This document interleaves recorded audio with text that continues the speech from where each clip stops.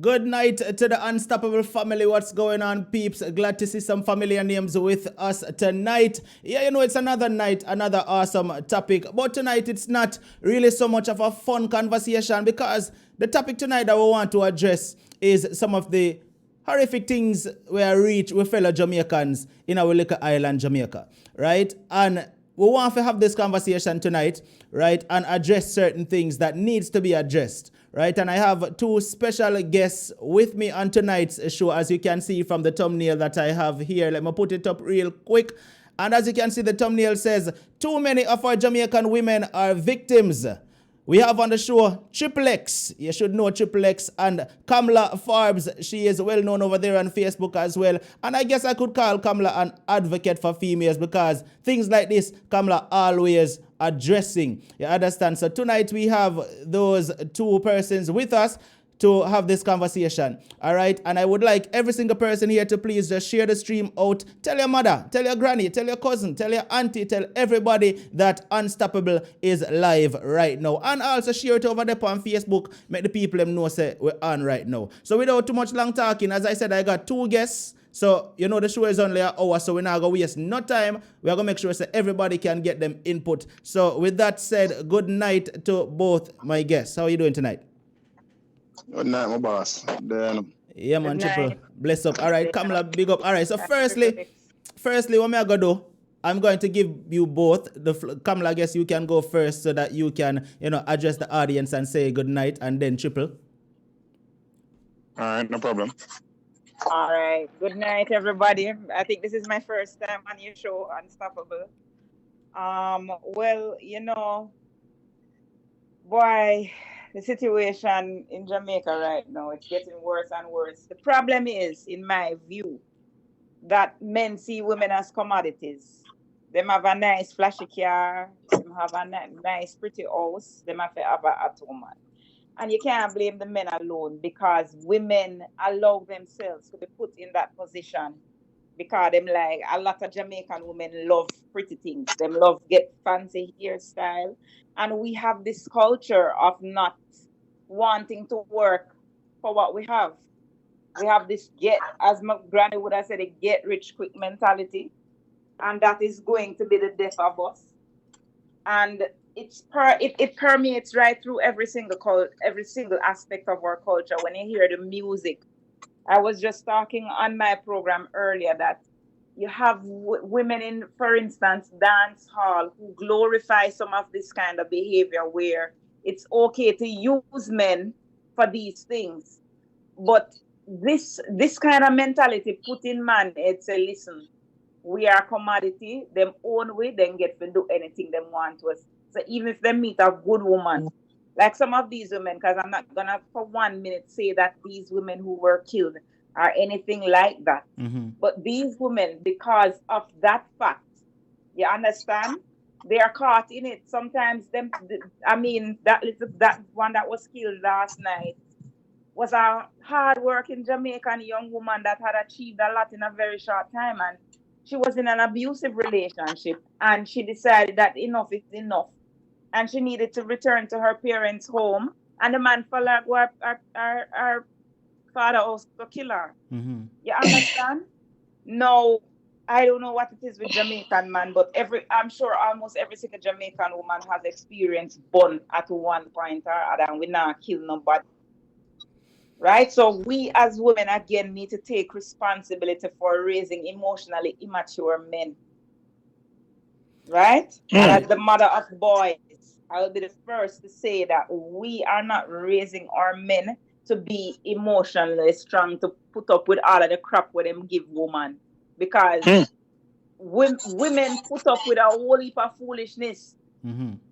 And when men have to put up with the same thing, because you have women who are just as bad as men out there, the man them get violent. Me not see no woman where stab up and a shoot up, man. Once in a very blue moon, I think one happened last year.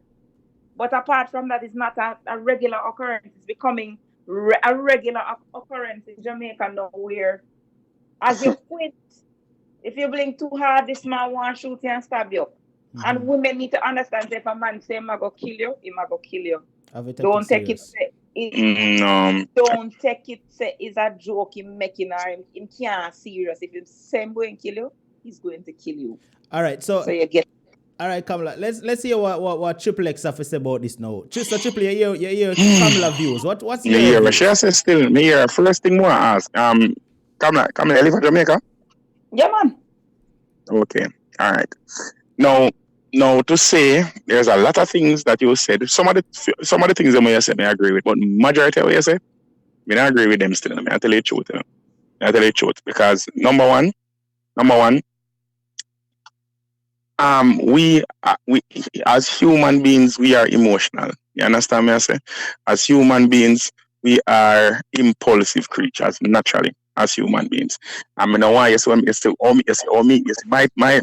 type of reasoning is my reason fact based, science based. My reason based on just emotions and say, all right, this is this and that is that. I know that there are a lot of men in Jamaica and there are a lot of women in Jamaica. A matter of fact, the population of Jamaica living in Jamaica is 2.3 million, and to say that Jamaican women. Well, 2.7, yeah. But to say that Jamaican women have don't like to work for what they have, or Jamaicans don't like to work and them something, I feel that is very, very demeaning to Jamaican people to say that, because Jamaicans are like quintessentially. But hold on, but you know that if there is a saying that in United States and in England and in Canada that me have to work hard like a Jamaican. I'm gonna work as hard as a Jamaican, because Jamaicans are seen worldwide as very hardworking persons.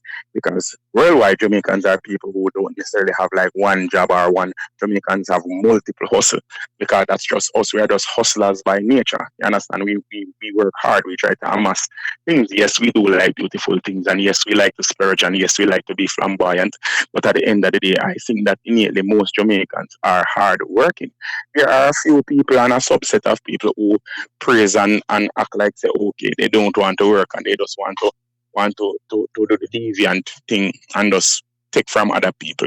You understand? And yes, it is adherent in our culture for our women, and not only our culture, in African culture, in Caribbean culture, in American culture, in almost every culture worldwide. It is flaunted and it is taunted that women should get to gain favors from men without giving them sexual favors. Like it's basically shown as like an achievement if women are it's praised and exalted for women who can deceive men or con them out of them money, or get man to mind them without having to give them anything in return. That is just natural. That it does something with us societal. You understand? I don't think it is innately Jamaican.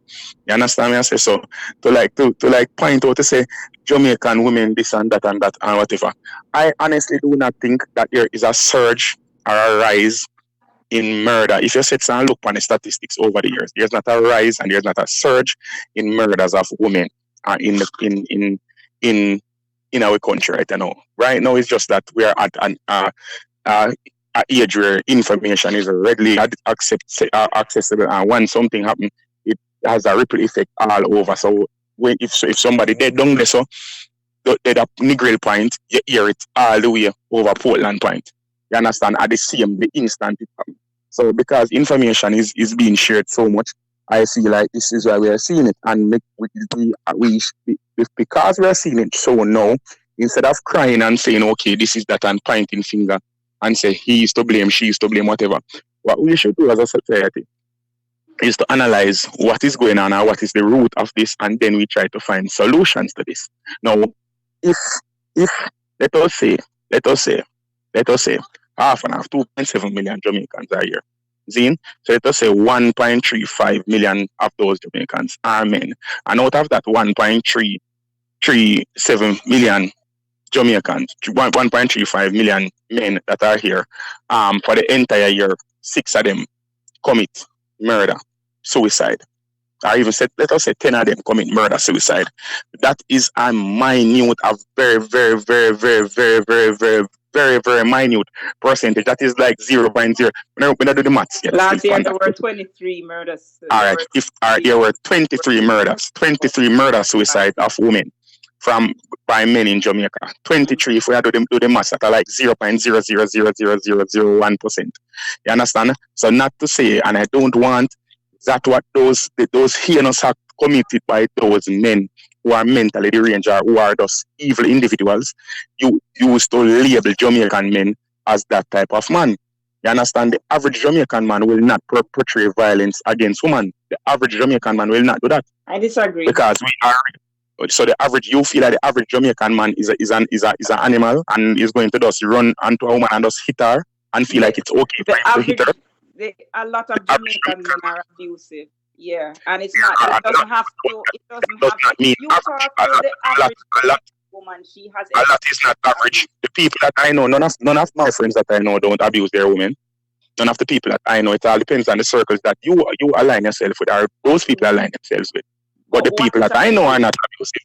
Yeah, but you're talking about one type of abuse. You're talking about physical abuse now. And if we're going to talk about mental abuse, Jamaican women are extremely abusive if you're going to go there. I'm not going to say no, but the bottom line but that is just... We are abusive, and that is why we have such a high murder rate. We're the second most murderous country in the world. Because we are abusive. And a lot of that is not just because of what we are. You have to remember that where we come from, genetically, we have the genetic predispositions as Jamaicans to be. No. Remember that where we come from in Jamaica. Ghana is one of the safest countries in the world. And we are genetically linked to the Ghanaians, and we are. Listen, man. That is bullshit. What people are going to talk about. We are genetically linked to Ghanaians. Did you know that there were no slaves that left Africa and came straight to Jamaica? Not one slave ship left with slaves to come to Jamaica. Yes, but and the reason, and you have to remember this. All of this is because we don't have the necessary facilities. We in Jamaica. How we fight crime is reactionary. We don't do preventative crime fighting measures. We try to fight crime after the crime has already happened. And if we with the same situation, we are reactionary to this very same situation. If we had put in place the necessary facilities for women to get the help that they needed when they are in these abusive relationships, and for men to get the help that they needed when they are going through their traumatic or psychological breakdown, these things would not happen. You understand? But there are no facilities there, or there's a lack of facilities here to tend to those things. Everybody is willing to jump and say, oh my God, this and that. Ladies, you need to get up and left the man. But left the man and go where? This woman from last night, she left the man and went back to her home where she felt that she was safe. And this December. Went there. And until in her safe space with her parents present. So where the woman did to go? Where are other women to go that are in relationships that are with men that are this type of way? All right, Triple. Let's hear what Kamla for a minute now. Kamla, what you have to say now? Mm-hmm. All right, I'm a survivor of domestic abuse, so I can speak from first-hand experience. I was abused in my first marriage. Now, with abuse, you don't just get up and the man start beating you. It starts somewhere. It starts with the emotional abuse, the verbal abuse is a cascade that goes on and on and on, right? The problem is that we as women are very emotional where these things are concerned. And I've been in the situation when you get angry, you start to fight back, and fighting back makes it worse, right? Me did have to left my husband on the side. Me have to disappear. Me have to find a way to get, you know where me send my husband go? Nigeria. Yeah, here. Right? Because we have to be smart. You can't just get up and say, oh, you're going to go to your parents' house. I tried that. And he follow me go my parents' them house. You understand? Mm-hmm. The problem is a lack of education. Number one. As you said, there is no safe space for women to go. You have to rely on friends because I have three kids from my ex-husband. Where do I take up my children and go? You see, there comes a point when you have to put your emotions aside and start thinking logically. That's why a lot of women stay in it so long, because really and truly, You really have nowhere to go. Last year, year before last, my daughter's friend and her mom were killed because she, like this young lady yesterday, leave the house, go back to her parents' house. The man burn up the house with she and her daughter in there and kill the two of them. You understand? The bottom line is women need to strategize. I just want to go back to what you were saying before. You were mentioning that boy, Jamaican. You're basically saying innately we are no different than anybody else, but we are so much more different because the average Jamaican suffers from post-traumatic stress disorder because we are in a very small space. Jamaica is a dot, and I adapt, and in the grand scheme of things. And every day we are exposed from the day we are born until the day we die to violence, and it's ingrained in us. You understand? So yeah, a lot of us. There was a study done by Dr. Herbert Gill some 10 years ago that showed that the average Jamaican person has some sort of psychological problem. I don't know if you remember. So one in three Jamaicans have a psychiatric problem. I did an interview with him last year, and I'm sure the stats were higher than that when I spoke to him last year. But at the end of the day, if you were supposed to shrink the average Jamaican, we're going through a lot. All of us have been exposed to violence at some point in our lives. I'm sure there is not a Jamaican now who don't know somebody that was killed violently.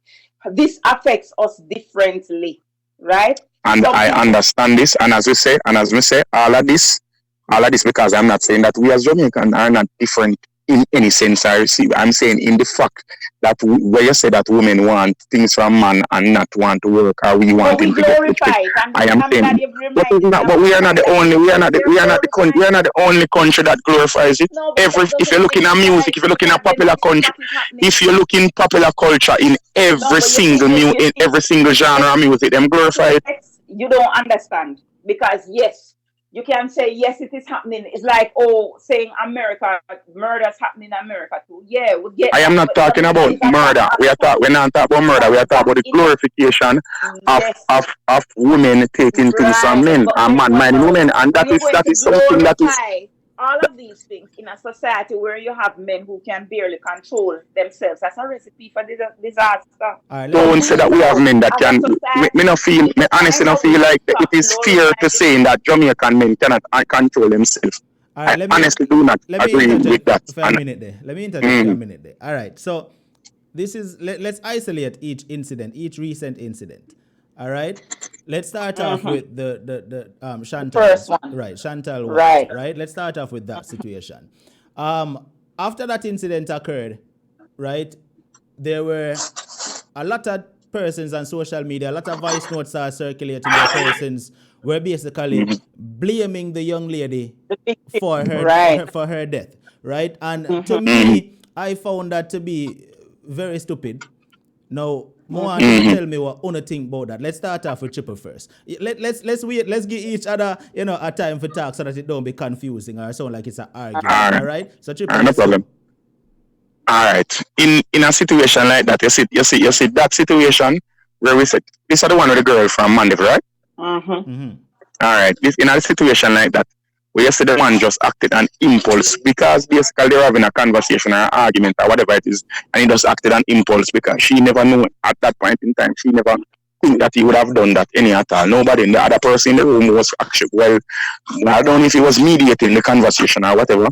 He didn't think that he would have done that, and he pulled his firearm and he shot the young lady out of impulse and out of anger. Or whatever him do it. Now, irrespective of all of that, a woman taking money from a man or taking something or deceiving a man or whatever, that is no reason for anybody to say so and go to that extreme of violence, to do any form of violent act or whatever. Exactly. There's a legal system and a court system there to do that. If you sit and you spend your money with a woman or give a woman your money and she don't give you back what you want, you can sue her back. You can actually sue her. There is a case in court right now that a man just win and got settled in November in California. The man actually sued the man who his wife was cheating on him with and make his wife file for divorce. The man sued the man and the man win $28 million. in a lawsuit said sue the man because the man said so and take away woman. You understand me? I say so there is legal precedence there for you to set and follow up if you set and you spend money with on a woman and you don't get what you thought that you would be getting in return or whatever favors or whatever it is. I don't know whatever agreement it is that they have. You can take it that way, but but there's no justification for you to set and get physical with somebody.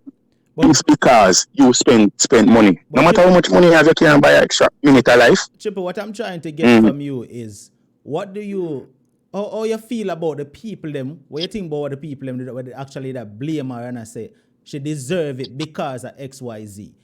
What you feel about that? All right. You say ignorance. It's when people don't know. As you say, as Kamla said, you say Jamaicans are desensitized to criminal and society and whole has been desensitized because of what we see every day in the news and in a music and in a video games, in a movies and them something. When we see like violent acts, cause if you have your phone, you have social media, you're on your phone and your WhatsApp sometimes you get some video to your phone, people are cut off all people head, cut out them heart and all them something. Because we are so desensitized to these things and these acts. We look at them as yes, people might still see them. You still see them as heinous, but they are not as gruesome or as horrific as they would have been 19 years ago when they never did have access to them type of thing. So when people see them thing, instead of people sit and actually mates who are really going and say, yo, John was this man really shoot the woman in a game. Instead of them start to look for backstories and start victim blame and all them something. And in no way, shape or form should the victim be right, but you can't sit and go to everybody and beat them and bash them for them start. And these are the things we are talking about right now, where we are being reactive. We are being reactive to the heinous things that will happen. We need to set and have things in place from before to ensure that these incidents do not end up happening. You understand me? I say we need to educate the people and to say that them something can't go on. First of all, a man not supposed to have a license firearm, and the last the man when them set something, see a story upon it, said the same brother him get him license firearm 7 years ago, and for him get him license firearm 7 years ago, him never get psychiatrically evaluated from him get it. The one time him got him go, and they not even know because him just have a little stamp on him FLA sitting. So him get psychiatrically evaluated to see what pressure, what strains the money I go through, and you have a firearm, a loaded firearm, and walk up and down with day in and day out legally. True. That is so. You understand me? I say. All right. So there are a lot of things. Triple. So, all right. So we have 250 persons tuning in right now. Thanks a lot, all the new persons. Welcome, and regulars, please welcome the newbies. I see a lot of persons jumping in and saying, "I'm new here." You know the thing already. Welcome the people, them man. Sure. And for those of you just checking in, we have on the phone with us a special guest, Triple X, and also we have Kamla Forbes, and we are talking about the recent, situations which occurred with these young ladies losing their lives in Jamaica.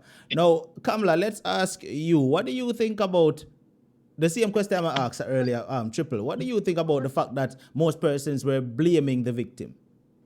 Well, I agree with Triple X. I agree with him wholeheartedly, because the problem now is that Jamaicans are trying to find a way to, it's a coping mechanism.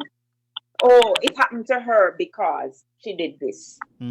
Because they are trying to distinguish that it won't happen to them because they don't do this.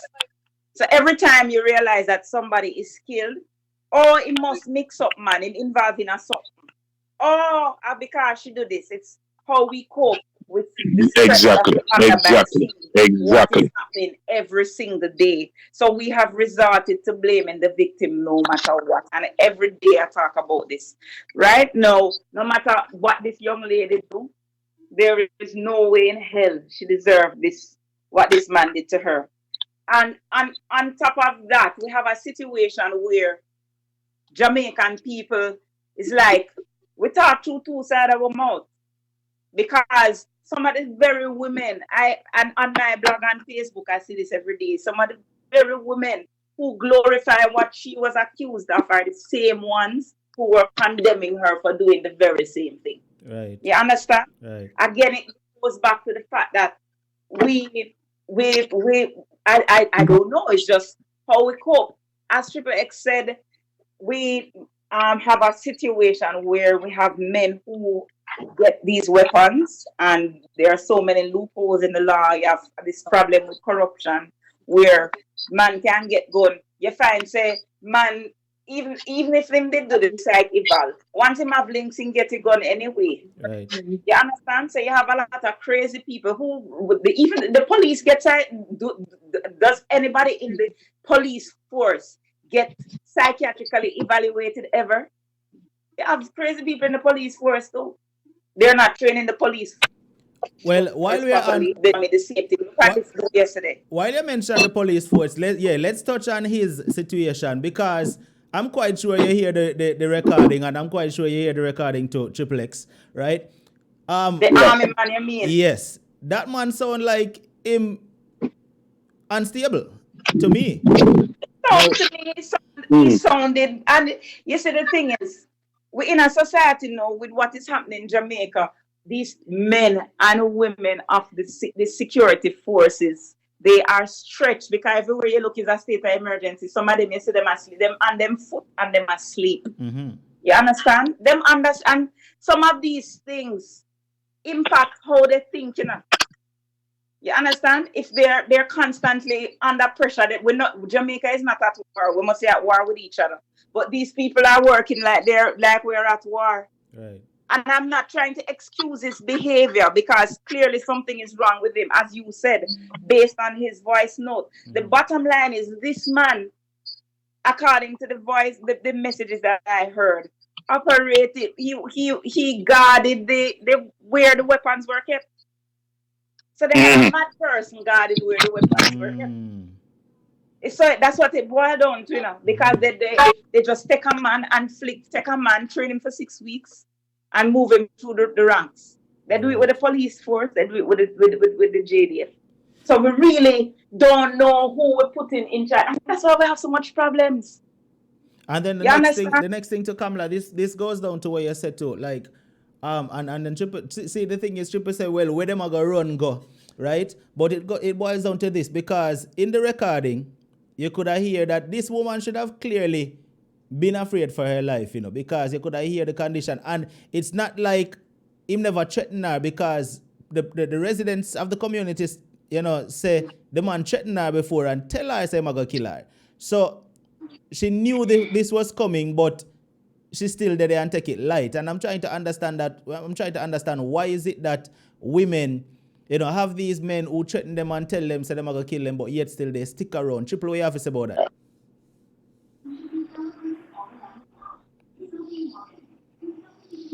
Triple. 1 second, I'm going to put the phone down. Yeah, I'm going to mute the phone for this way I say. All right, cool. So as I say, you know what I say now? With all of that now, number one, here Kamla said something earlier too.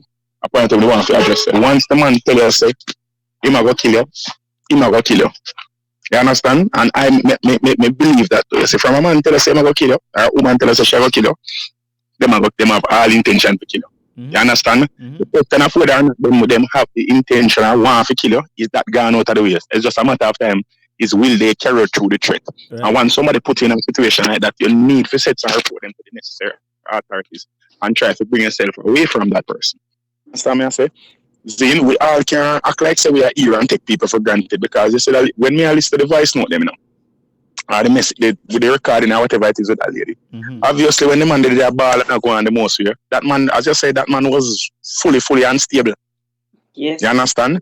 And if I know that somebody have a firearm and hear them in a situation like that, and as I said, this is why education coming, you know, because people don't know the triggers, the psychological triggers that people might have, you know. Right. You understand? You see, if you are aware of this of different psychological triggers, you could hear that man that is like seconds away from snapping. Mm-hmm. And to me, the way she was speaking to him, she attacked him, and she was the one who he was on the phone with her, and it was being recorded from her end because they can hear his voice was muffled and so on to the phone, and her voice was clear. So it's obvious that she was the one who was actually recording. I don't know if she was recording it for evidence or recording it to show somebody or have somebody hear it or whatever, but she was the one who was doing the recording. So obviously she saw that something was actually wrong with what he was doing, mm-hmm. and acknowledged it and started to record it. But also in the recording, there are instances where I heard, I don't know if it was she was the one or somebody else there that was listening to the conversation. I could hear the snickering, because when he was saying, what you say when she was saying, why you run me down with the car? Like, you might keep on and say, what you say, right after the sneaking, like you might try to hear somebody else in the room while she attacked him. You understand? And I don't know if she was the one that was snickering or somebody else in the room, but obviously she took him crying as him being weak, as him being pathetic, as him being somebody who she didn't have to be afraid of. You understand? And that was her fatal mistake right there. Now, this man, as Kamla said, this man was a man who was in charge of the stores and in charge of multiple different firearms. You understand me? So this man could have had killed her at any given point in time. And this is something that we have to take into consideration. We need to have the appropriate persons or appropriate measures in place to psychiatrically evaluate the people who we are charging with the task of safeguarding our lives. We cannot just take it for granted to say, okay, them a soldier, them get the 6-week training, them all right. Remember that. I think them do the statistics in Jamaica, but the statistics say the highest suicide rate are amongst servicemen. You understand? That are police and soldier. Well, in America, that's still police and soldier. And I think that while once in the service, as I said, them go through post-traumatic stress and them see things that we, even though we in Jamaica are seeing violent, but them say a 10 times or we are see on a daily basis or 100 times because them they directly involve or impact them. They must say when the heads are decapitated, they must say when the hand them chop off of the body and all them say every single thing. You understand? And they might get attacked here, there, and then also they might get attacked from the public too. And then they also get attacked from for them own internal affairs. So the stresses and then them still have to deal with them day-to-day stresses in their life. So all of those factors play upon them psyche. You understand me I say? Right. Zine, all them factors play upon them psyche. A lot of times when you see men have multiple women, and multiple, it's not a matter of say, okay, you might just jealous, It's sometimes, most of the time, them for them own insecurities, them might use that for mask, And for them own internal issues, them use them something for mask. You understand?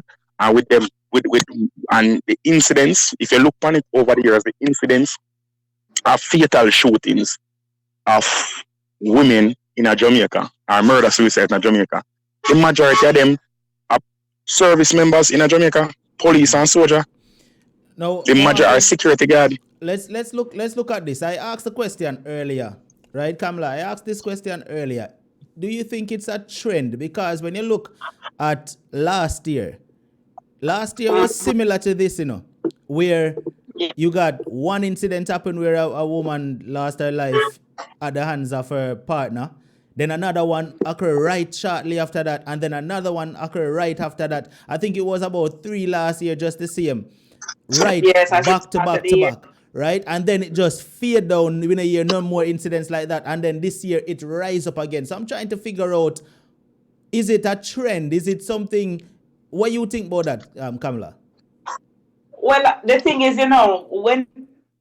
when these things happen, it's in the psyche, and a man see another man do it, and even though him saying in the back of his head, him say, boy, that one you do it, it's in his head. You understand? Because him see somebody do it, so when him snap, him decide, say, I'm going to do it too. These things happen all over the world. They call them copycat crimes. You understand? The issue is, we need to probably get a group of psychiatrists or experts together to determine why it is that why is it that there are peaks and troughs when these things happen? Because last year, as you rightfully said, at the beginning of last year, there were quite a few of them, and then there was a lull, and then it picked up again. So we need to perhaps study why it is that these men are snapping at certain times. You understand? Me no know is them after them spend off the Christmas money and them broke in January, things get tough and them depressed. A lot of these men going through them very own depression too.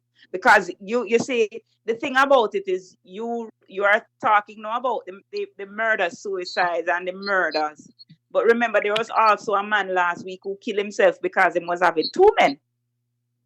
One taxi man drive off of you remember? Yeah, I heard about that one. I heard about that one. Harbor, and one since week over late last week, hung himself to over same woman issue. Right. You understand? So clearly at this time of the year, there's a lot of added pressure, whether it is, I'm not saying it has to be, but whether it's financial pressures or what, but there is something at the end of the year going into the beginning what causing these men to snap that we need to look at? It is scientific that it states January is one of the most stressful times of the year now. January, December, January are the two most stressful months of the year now. A lot of people say that, that scientists prove that, because they say around the holidays, December is a time of coming together and bringing people together, time to be around your family. People who are normally single and by themselves all year round are people who are divided of family and themselves. They normally go through a whole heap of stressors in December. People who like them say suicide, if you check it statistically, December, January, the 2 months the highest if suicides are highest worldwide in Christian countries around December and January. In our Asian countries, it's around March, them time. You understand? So we have to understand it. In this time, as I say, January is a month where all of the bills them come down by you. If you know say I'm fiscally savvy, the whole of the bills them come down by you this month. Yeah. You understand me? I say, plus you have the stress of you say, all right, boom, you just spend some time with your family, or after you go spend your family, all the cousin go on and all them stuff. If your woman left, she left yourself, whatever issues they are going through, and you start sick. Because I remember say January the time when people start say, all right, new year, new me. Right, so whatever it is that them having them to say, all right, boom, them are going to start. So you might do it with your spouse, and you and them are go through one heap back and forth, and then probably break up from in September, August, or whatever. And then when January come around, and she say, all right, boom, here what? We don't ready for the new year, no, because I now carry the baggage from last year into this year. You understand me? I say, and them something, not saying that it's specifically that, but I'm just trying to show you that there's several whole heap of different stressors that can take on to somebody in this month, yeah. To people like one like that. And as you said, there's like a copycat syndrome where them say you have something where the suicidal ideation permeates whenever somebody when you see somebody, because sometimes unconsciously them say, okay, that man they do it, so me do it, but because it in your purview, you said some woman it does hit a trigger in your head subconsciously and make you end up do something like that. You understand me? I say, and there's always from ever since we have access to them, we see the peak in a January, February, where the people them sits and the man them just lash out and do all them stuff. So as we say, the only way to stop something like this, because the government has cut funding over the years, like them take them little time and turn off the pipe to the number one mental health facility in the entire Caribbean. Right now, the hospital is so short staffed. You understand? So underfunded, and there's no research being going on there right now. There are no studies being done, because they were the ones who normally do these studies to analyze, to say what are the trends and them something. None of these studies are being done right now unless they are being done independently, and the government is not fostering the adherent need for mental health interaction or intervention in the country, because the country we are going to, irrespective of wherever them say, them say fiscally the country are grow. The growth is there and one bag of something, but the average day-to-day man now feel that, because even though you probably have access to more money, things are getting more and more expensive every day, and it is standard of living now is the only thing we have at Jamaica in where lush a phone and clothes. You understand me? I say. Zin, the normal day-to-day living, the normal Jamaican has no saving. Majority of the Jamaicans have no saving. If you miss 1 week of work, you suffer. You understand me? I say. So we all of the mental stressors they upon we as man, it upon woman to it upon everybody, because nobody feel like say a man alone commit violent acts. We might not see, because men are more physical creatures. Men are gonna do the more concise thing for go shoot somebody and murder. But woman are poison man left, right, and center in the country. Not you understand? That, but we're taking it out on the children. Exactly. And that is what perpetrates the violence, because the way you are quite right, because the men might act out physically, but the women emotionally and psychologically abuse the children. No man, hold this man. This is now garbage. Water John this. There no more boss. Hold on. All right. Yeah, so, man. Go ahead, Kamla. We can hear you. Yeah, I was saying that whereas men act out physically, women act out emotionally and Emotionally, right. verbally. And I mean, sometimes, with these arguments that end up with a man killing a woman, you see it play out in the whole verbal abuse. And sometimes the women are the ones who are abusive. I saw a music video. Somebody showed me a music video. I think it was a Cartel song. I don't know. I'm not really that much of a dancehall person, but I saw a video that was directed by J. Will recently. It was about an elderly couple. I don't remember the song, but it was about it depicted an elderly couple who Yeah, were I know which one you mean. Yeah, it is a Vibes Cartel song. I know which one you mean. And it ended with the man committing suicide because he was attempting to kill her. She run and lock up. You understand? That is so telling. I mean, it's so typical because the women nag. You always hear them say, woman just nag and nag and nag. It's the truth. Because that is how we basically, that's the reason why we're not violent. The reason why we're not violent is because we cuss, we're miserable. You understand? And when we take out that misery and aggression on the men, sometimes the men snap. Yeah. You understand? It's the same violence just being manifested in different ways. You understand? And we do only, unfortunately, and this is why, me personally, I think I hold women responsible. I mean, I'm not victim blaming, but I think that if we're going to rescue the society, it has to be through the women because we are the ones who raise the men, right? And we have to know, we have to make sure it's man we're raising and we're not raising boys, grown-up little boys who, it's okay. I have an adult son now and I'm telling you, just to get him, I mean, I'd be very disappointed if he put another woman through what his father put me through and insist that him live that and see it with me. And I have this conversation with him. You understand? We as women have to take responsibility for raising men who are respectful of other women. You understand? It has to start with the mothers. That is where it is going to start. All right. We as men have to, yeah. All right, so Triple. I think he went on hold. I think you put it on mute again, Triple. All right, so Triple, that question is for you. If him still listen.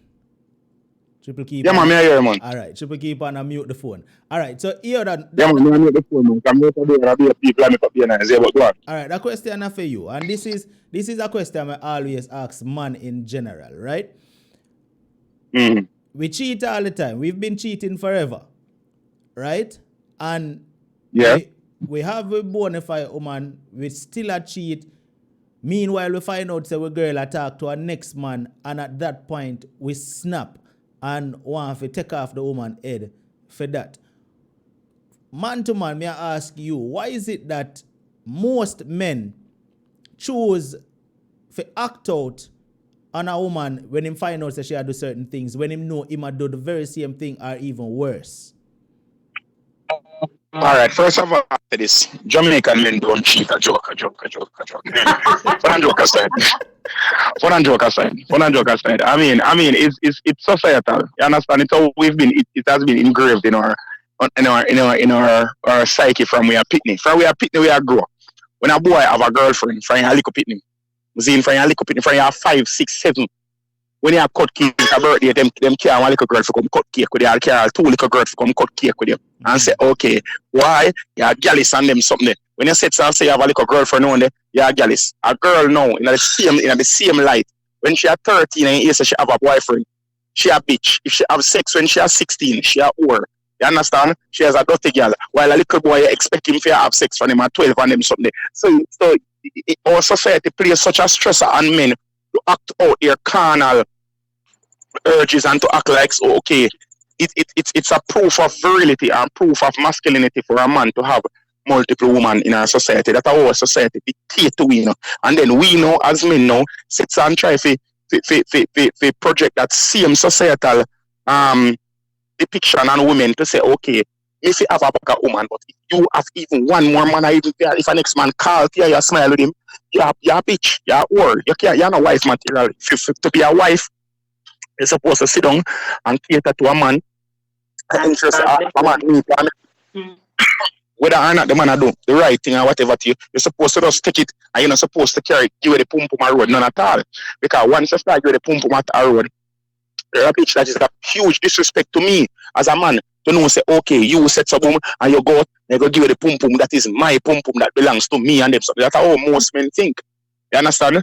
Most men, whether or not a man a mind a woman or not, when a man there with a woman, you know, a man I go look on it type. If even a reasoning a man say, oh, I feel it as I don't know, I mean, I will get too blunt or too graphic, but when a man have sex with a woman, a lot of times and a lot of men have the audacity or ask the question to a woman, who for pum pum is this? You understand? And when the man asks for pum is this, he expects the woman to reciprocate to that answer and say, you're pum pum or whatever.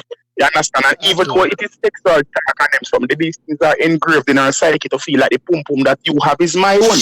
You understand? When I look at a woman and say I feel cocky this, you know. When I say that I feel body this, you know. When I say that, you know, but your pum pum is my pum pum.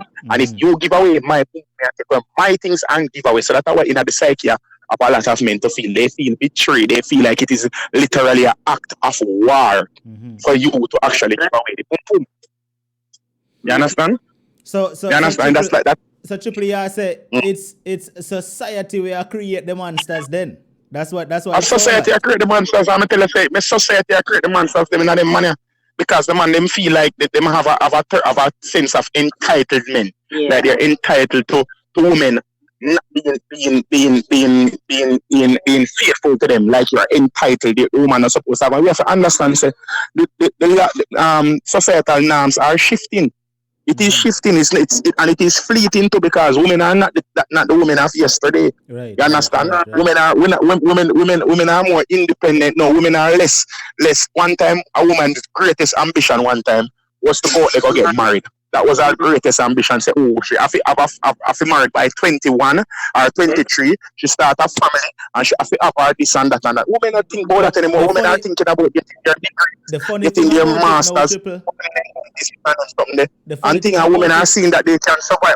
Women can say that they can survive without a man, and women are seeing that they can actually express their own sexuality. Right. So women are seeing that now it is okay if they want to have sex with time, them can have sex with time, and if they want to have sex with them can do that too. Them want to have women feel like no, them just want to just have friends with benefit, multiple friends with benefits, and a lot of men.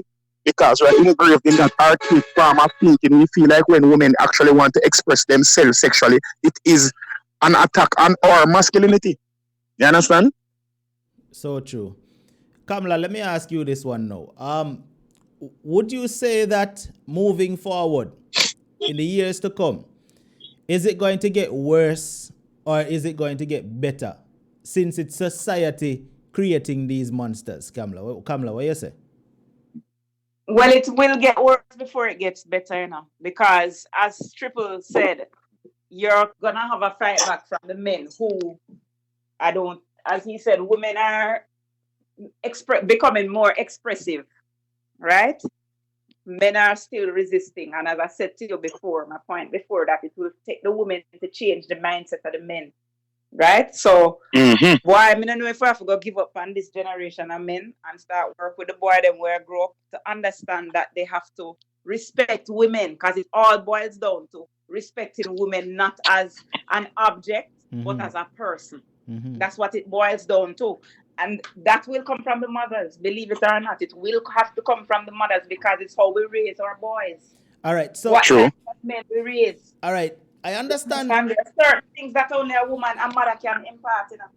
I understand on the level of respecting women. I understand what you mean when you said that, right? But let's have a flashback on the Soji recording, right? If you can remember, Triple, if you can remember, there was one specific thing he kept repeating where he must say, nothing like this never happened to me before. Me don't know how to deal with this. Right? Now, my question, Kamla, is let's just say, all right, a woman raise a man, raise a boy into a man and teach him how to respect women, right? He has never experienced severe heartbreak. Like, let's say it's a man who never cheat rejection. On him. Right. He never cheat on him woman before, him never abuse him woman, him never hurt her in no way at all. and him respect her in every way because that's how his mother raised him. Now, bear in mind now, him being so faithful to this woman, and then she decide to do something to deceive him. This is something new to him, something him don't know about, you know. Would that be grounds for him to act out and even forget mommy's teachings, though? In no way, shape, or form that should be grounds for him to act out. It's something grew up to in a where me see me come from a family with a happily married parents, and the first time I married, me get bun under my caca. Me never kill my husband. All right, look at it that way. Look at it that way. Never kill him. Zin, look at it that way. You see, society, our society still right now. We even you see, you should say to give up on that generation of men. You see, the next generation of man, them are go worse. The next generation of man are go worse. The next generation of woman are go worse. Because how me see our society grows, I said right now, we are taking this Americanized system. We feel like say pitney at this. Them a baby up until them graduate from high school. We feel like say we not supposed to have rejection. Me go on sports day what day.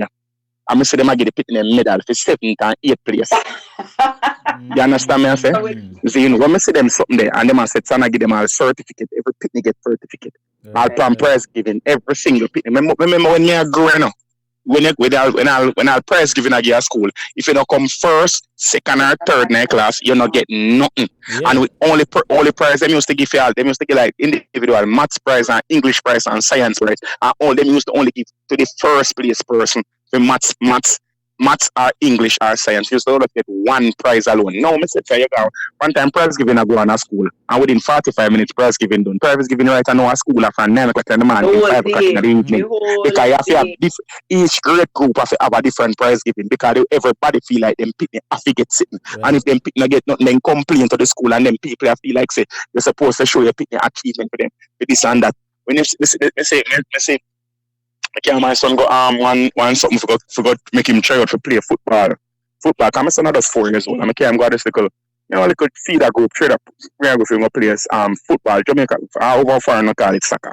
I will go there and see the little boy them at 4 years old, cause it start from 4 to 7 years old. You understand me? I say my son at 4, but my son kinda rough and him little bit on the more muscular side. Him age still. So me make sure say my big man never want me carry him from early, but me make sure say me carry him. Right? And I say other mothers there with them pitney, we are 6 years old. And I say other little pitney them. You don't know football is a contact sport. You have to get bunks and them something and ball can a little pitney them must have fully coordinated with them hand to foot to eye coordination. So you know say pitney never get kicked. And I say one little pitney run with the ball and little man must kick the ball and he must drop and roll. And I say the way the woman behave like she did one for beat off the next little pitney and beat off all the coach and top, but the coach facilitate them a bully or pitney and all them something. This type of helicopter parenting that we are see right now, we feel like say our pitney are the best thing since sliced bread. I make the pit them feel like say every single thing. If the pitney shit we clap, if the pitney sneeze and vomit we clap, every single thing we video and put up and emulate. Make the pitney feel so exalted and them something. Right. Zine, the pitney them don't grow with a sense of humility. These children are not growing with a sense of and them don't know disappointment. Them don't know say things are not going to always go their ways, and we are creating children and are human beings who are going to go there and feel like say everything must happen in the way that they want it, how they want it, at the time that they want it, and this level of entitlement is only going to make society worse, because people are going to end up not thinking about other people's feeling and only thinking about their own personal gratification. And this is going to make the man them feel even more entitled. You understand me? I say it's going to make them feel like say, okay, every little act we make them feel a funny way inside is a act of war, is an act of malicious disrespect. You understand me? I say, and until we as a society revert to the means of telling them no, and revert to telling them say that is not right, and until we revert to the fact to punishing our children and letting people know say, all right, this is not right. I mean, I say to murder and massacre your people, but you still have to set rules and laws and boundaries. In your pitney, Kamla, you say you grow men, and that's the problem. A lot of these mothers, they are not growing men; they are growing boys. But Triple, the problem to a lot of these mothers are children themselves these days. That's a problem right there too. Which is true. Which is true. I was about to make. Listen, and you know, the flip side, Triple, is also true because you have another part of society, whereas the pitney them start what the mother them start post bad word after them. Yes. All right then. Yes. You understand? And basically them born in violence and them just Cousin, know violence all their lives. And it's not just from what they've seen around them in terms of on the road. Is what the mothers are saying. A lot of people don't understand. Say, cussing bad word and beating your pitney, that is not discipline. Beating your pitney and cussing your pitney is not discipline. Exactly. You understand? My pitney are 4-year-old. I'm not think never lick him yet. The most me pinch him. I'm use my finger flick him, but me never lick him yet. But I'm gonna cuss bad word for my pitney. But you know, some people who think say you're not raising the pitney right if you know lay some bad word after them. You say you have a 4-year-old. No man. I've heard the mother of a 4-year-old tell her pitney no ends that bad word, and I have to say, how old is this baby? This is a baby. And then we glorify when the same pitney them now start. You see them on social media. I cuss bad word and I video them and I laugh. That's what I was. Video them and I laugh. That's what I just going to say a while ago, because that is all over social media and it sick my stomach every time I see it. Like I don't understand why a parent, or even not even a parent, why an adult would record something like this and find it humorous. You see a child, like a baby, a cuss bad word of another adult. Right? There was one that I saw the other day where this little boy, like him couldn't be no more than about 4 or 5. I tell a grown man about how we go do this and do that, and how we go for him gun and shoot him, and somebody these were adults surrounding this little boy, and the whole of them are giggle and a laugh, and I'm like, where is the actual adults in that scenario? Let me share something. Let me share something in a society right now. I don't understand. Yes, when we are pitney a grow, pitney close. Big people close are big people close. You understand me? I say? When we go downtown and I see them have the same little belly skin and tights in them, and them put them for the girl them. The same cut off foot pants, them and them sitting there for the pitney, them and them something there. That makes no sense. Pitney if you look like pitney. Exactly. If you have to dress a child as an adult, a pitney supposed to be in a nice lens pants and a nice shirt and just look like a smaller version of you. That's how you have to make a pitney emulate you. Yes, at the same time, the father they might go out on the road. Roll up on the pitney pants, put him now on clocks, and you know, and tee up, sitting on whatever area, and he would dress the same way like I said. So okay, your child should emulate you as a criminal or as an unscrupulous character. Then you're not trying to make him emulate you, or be a better version of you, because that is how society has grown to be better, you know. Because we have always wanted more for our children than we want for ourselves. You cannot see yourself schooling in separation. You can't see yourself breed and have pitney pregnant at age 14, and then when your pitney reach 6, you are trying to make your pitney look like she breed from she at 13. If you are ensure as a teenage mother, to ensure so your child don't come back to where you there. Exactly. You understand me? I say? So we have to look on this thing what we are looking on in a society and see say it drain and the strain of what a subset of people, and I don't think that this is the majority of people. We have to look and we have to take a stand with our pitney. It is up to we as parents individually to take on the parent. Yes, we can't change everybody pitney, but if everybody sits and take a real hard look at feed them own a pitney and try to invest themselves in a feed them own a pitney, it will get better. That's the only way to go get better. That's the only way. Things, you're so right. Yes, them say them enough of people say, oh, me hype and me show off, you know. If somebody invite me to a birthday party, you know, you understand? With my pitney, you know. Because me believe them saying, your birthday party, I go buy a present, and I go here, and I go with my pitney, and I stay for like a half an hour, and I left. Because certain things, after the cake done cut, I go on with him. You understand? Me not stay there, because when I go there, you know, say music, I go start playing, them I go have the same song them with it, when me I play that, because me a selector. I mean, they a dancer that play certain music, adult. In music. The same music when them play, them music they not play my yard and at all, not play my car with my pitney there, and all them something, and me a selector. You understand? Them music not play my yard in front of my pitney, because my pitney there. That's another you understand? And children and countries. That's a topic I'm more for touch. You understand? That's a topic I'm more for touch upon too. Hold on, Kamla. Give me 1 minute. Let me adjust the viewers. All right. So we now have 450 persons tuned in. Welcome to all the new viewers here checking in. If this is your very first time, make sure to hit the subscribe button.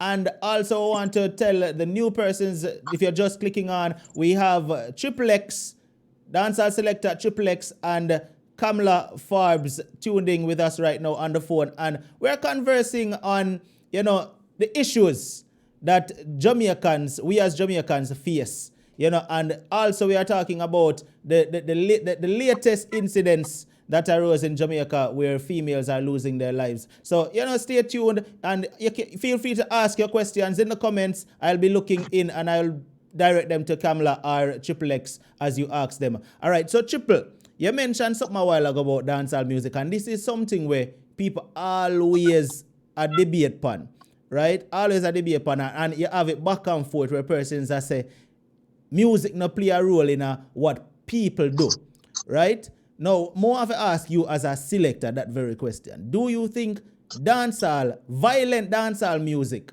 influence the actions of criminals? All right. First of all, you have to remember, I don't believe it influence the actions of criminals, I think that on impressionable minds, like when you're young and you don't know how to incapacitate the information where you get, when you're not set, you reach a level of intelligence to comprehend and sieve out what is fantasy from what is reality. I don't feel like you should allow somebody of that impressionable mind to absorb that type of music, because children take everything where you see, because naturally, pitney, when you grow up, everything where you see as an adult, them take it as gospel. If you tell a pitney say the earth flat, and if him come out of the gate, he might go burn up and catch a fire, he might go believe that until him actually go out there. So, and she said, not happen. You understand me? I say? So when you set so as an adult and you grow up pitney, certain things you don't want to be in a child's sphere. Certain negative things you don't want in your child's sphere. But now I say you have music where I honestly feel like you can actually play for pitney, Ding Dong sing some good song. Yeah. My pitney love and them something. You have busy signals sing some Vibes Cartel have song we can play around the pitney.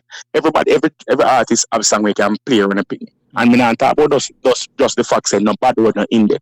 Me talk about children friendly music. Right. Not every music the actual content. Friendly. The actual content.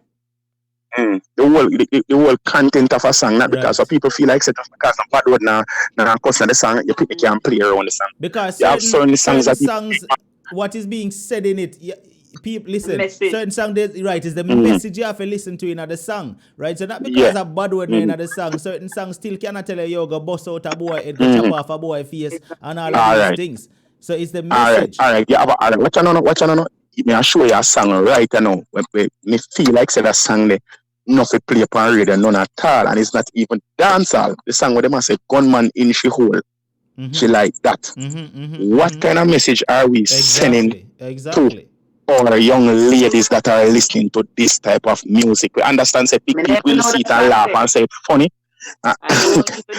Zin, one brother when name Trinidad James, I say name Trinidad Sinera, forget that name. But I want soca artist and one song, I want big song a dancer now. And the song, when the song play, every little pitney sing it and the little girl them whine and broke out and go on. But now when you sing them something now, when the little girl them a sing that and a jump up and a gyrate and go on with our over sexualized society that we are in right now. Whenever the little boy them say, okay, a gunman the girl them want, I even further reiterate the point that I have to be as violent as I possibly can because this is what women are seeing. And when they look up in them ear that them feel like say, okay, a gunman me supposed to have, all right, me supposed to deal with a violent man, a man where a killer, a man who does not business, a man where this or this.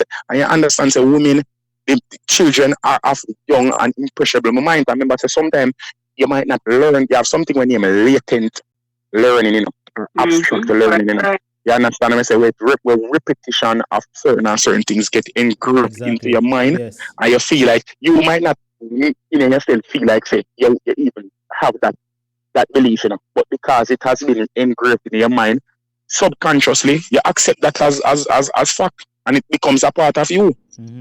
You understand? So listening to music for entertainment purposes, yes. Because I'm not going to tell you, like, I love the song that we're extremely violent. Because I select and I clash on them something.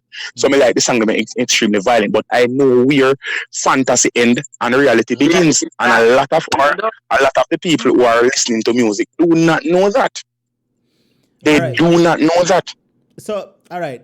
On this speaking, Kamla, I know you say you don't know the song, but this very same song, Triple, I saw a video on Instagram, and there were a bunch of comments under under the video in the comment section where females were putting a bunch of smiling and laughing emoji and found it hilarious and found it funny. And in this video, the song was playing, and this man have a gun and was rubbing it on the female's private area, right? And the song I play, and she did a lay down and a relax, and it's like that is what them a glorify. The song I play, and him have an actual gun, I rub it on her private area, and I say gunman in she hole. She like that. And females were in the comment section of this video, like them a enjoy. Now, like Triple said, what is that? What is the message a song like that has sent to, children when they look at it now. I don't play, as Triple say, I don't play them kind of songs in my house. But I have an adult child. I have a teenage daughter who goes to high school, among other people who are exposed to that music. My son went to KC, graduated from KC a few years ago. And I kid you not, my son did not know who Vybz Kartel was until he went to high school. And then he brought the music into my house. So even us Triple, the people who try to protect our children from it, they end up being exposed to it. But hold on a moment. When did you say him get exposed to it? He got exposed to it when he was in high school. Yes. But irrespective of the fact, say in high school, at high school, remember, say I already take what G-Sat or Pepper or whatever, so you're supposed to have an above average level of. They said go wrong now. They said go wrong now because you have to respect the safety of you and the sanctity of your house. You understand? That's how him go wrong. Zin, but at high school, I feel like you can make the choice of what music you want to listen to if your child has been, if you have tended to your child adequately. You understand? Because when my son reach certain things, all right. Me, I wear tight pants. I wear my clothes them tight. Right, my ears pierce, my ear grow, and them something. Hold on, give me a second. Let me address something in the comments. All right, to the viewers here, more for make you understand this clear. This conversation is not about dancehall artists. We are not here to crucify or chastise or bash any dancehall artist. So let's not be calling up any entertainer's name in the comment and saying this person this and that person that. That is not what the conversation is about. We are talking in general. And sharing our opinions. So let's not start that in the comments about which dancehall artists influence this or that. It is not about Vybz Kartel. It is not about Mavado. It is not about any specific entertainer at all. All right? So, yeah, go ahead, Triple. Yes. So, as I say, is this. When you reach high school, right? When you reach high school, you can choose your own music because you have your own. You can choose certain things. You have certain freedoms when you reach high school. Remember when we are growing up, they used to say when girl reach 13 before them ear can cream. They used to say when boy reach certain age before them can do this or whatever. You look on it, my ear, my both of my ears are pierced multiple times. See in my ear, me grow my ear, I wear tight clothes, I'm in a dancehall culture, I'm a set songs, me in all the fat them and them something. But my child, look pick me grow like pick me. You know, bore my son ears, and my son ears now both till him reach big man can choose that for himself. You understand me I say? Because a child is supposed to be raised as a child. And as a child, when you grow your child as a child from early, you understand me I say? And you teach your child right from wrong and wrong from right and show them and instill certain morals and morals into your child. At the end of the day, your child can make informed decisions as to what they want to do. I'm not saying that you're supposed to sit and hide your picture from the world and tell him, say, oh, him go the sun, it'll catch him on fire. But you have to set so and censor certain information from a child until your child is of a level where they can comprehend right from wrong. But you see, that's the thing now, because when you take a pygmy who has never been exposed to it now, and all of a sudden all of this is around him now, before him even calm down, because now he's a well-adjusted young man, but before, I mean, when he's experimenting and him have all of these new freedoms, you understand? Him have other siblings, and I'm not the only parent who has faced this issue, where it's a culture shock. You understand? But mom, them something natural in a pre-pubescent and children I go through puberty, you know. You understand? Even if you expose them from before them, I go through a sense when you go through puberty, you end up a search for yourself and I try to find a sense of self and who you really are, you know. You understand? So it is natural for teenagers, especially boys, to be obstinate. You understand? To try to go against the rules and try to go against the laws and push the boundaries and them sick them have to search for themselves. Now you as a parent, you have to understand, say, once you understand that this is a natural developmental stage and don't take it and say, okay, that boy I really and truly makes me feel like he want me to kill him, you know. You say you have to absorb it and say, all right, I know say that's part of development. That same like you know say when you pick the born and him just born, him sweet and pretty and nice and all the thing him do I eat food and sleep. When him reach 2 or 3 now, when him reach that age and when him start know, him can say no. I know say him have a choice. Him go through a phase where him just instantly when you just can't get him to do exactly what you want him to do until him try 50 different ways before it go first. But them call it terrible tools. Them say, oh, the terrible tool. And not while the picnic while. I just test the picnic and test the parameters of the boundaries of him environment. And those are natural states of development. You know, so that calm down a little bit in time and reach about 5 to 6. And then it act up again. When them start go to puberty, when the hormones them start flare up again, them start test the parameters of them of them surrounding and test the boundaries of societies again in a 12, 13, 14, 15, 16 longer. I was about to ask you when You know the thing is the only thing that we can do as parents, right? And I'm talking about real parents now. I'm not talking about the little pitney them where have pitney. I'm talking about real parents. The only thing that we can do as parents, if we want to bring up men and women, right? We have to just try to instill the values that we know should be instilled in them, right? And that's the most we can do, you know, because at the end of the day, we can't secure them, we can't shield them from everything that they are going to encounter, right? When them go to school, we don't know what they must see, we don't know what they must do. Even though the teachers are there to prevent them from participating in certain things, not even the teachers can stop them, right? Just can't stop. Right. So sometimes the teacher them nonsense now, you know. Sometimes the teacher them have negative influence, you know. So we you understand? Sometimes because if one little girl got this church of Spanish town where pastor breed her. But them send the that go through some issues and them send her got the pastor for counseling and this. And instead of the pastor the counsel little girl, him have sex with little girl and get the little girl pregnant. You understand me? So we can't depend on external sources. Right. The stimulus them are out there. When the pitney out our purview, we have to know say, all right, boom, we have to sit down with the pitney sometime. And know say it's hard with the society and how economy stay it's hard for really the back of your pitney, them PP club, but you still have to make time for showing your pitney and say, what go on yesterday, what go on day before yesterday, how the week go, what was the part of the week that you find the worst, what was the most stressful that week, yeah?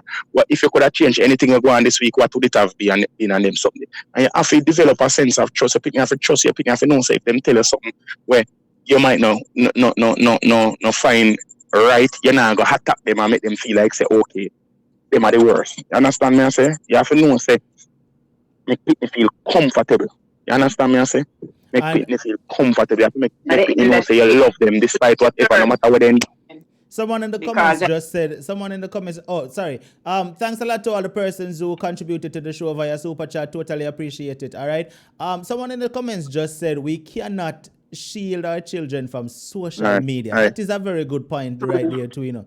That is a very good point right there. We cannot shield our children from social media because the things that we probably wouldn't even allow our children to watch, and guess what? We picnic them, so we wouldn't allow them to watch it, you know, but them still sneak and watch it, you know. Right? But we actually let to sneak and watch enough things we're not supposed to watch too. Yeah, we did it as thing. Remember, so we used to watch, we used to set and put the channel on 22 and watch the blur blues them. We used to do it. Triple, I remember which number. No man, but it's true. We used to do it too. So but the thing about it, Kamla, what I want to ask, and Triple, back in our days, right? Things wasn't as advanced as it is now, you know. Pitney these days, I will never forward, you know.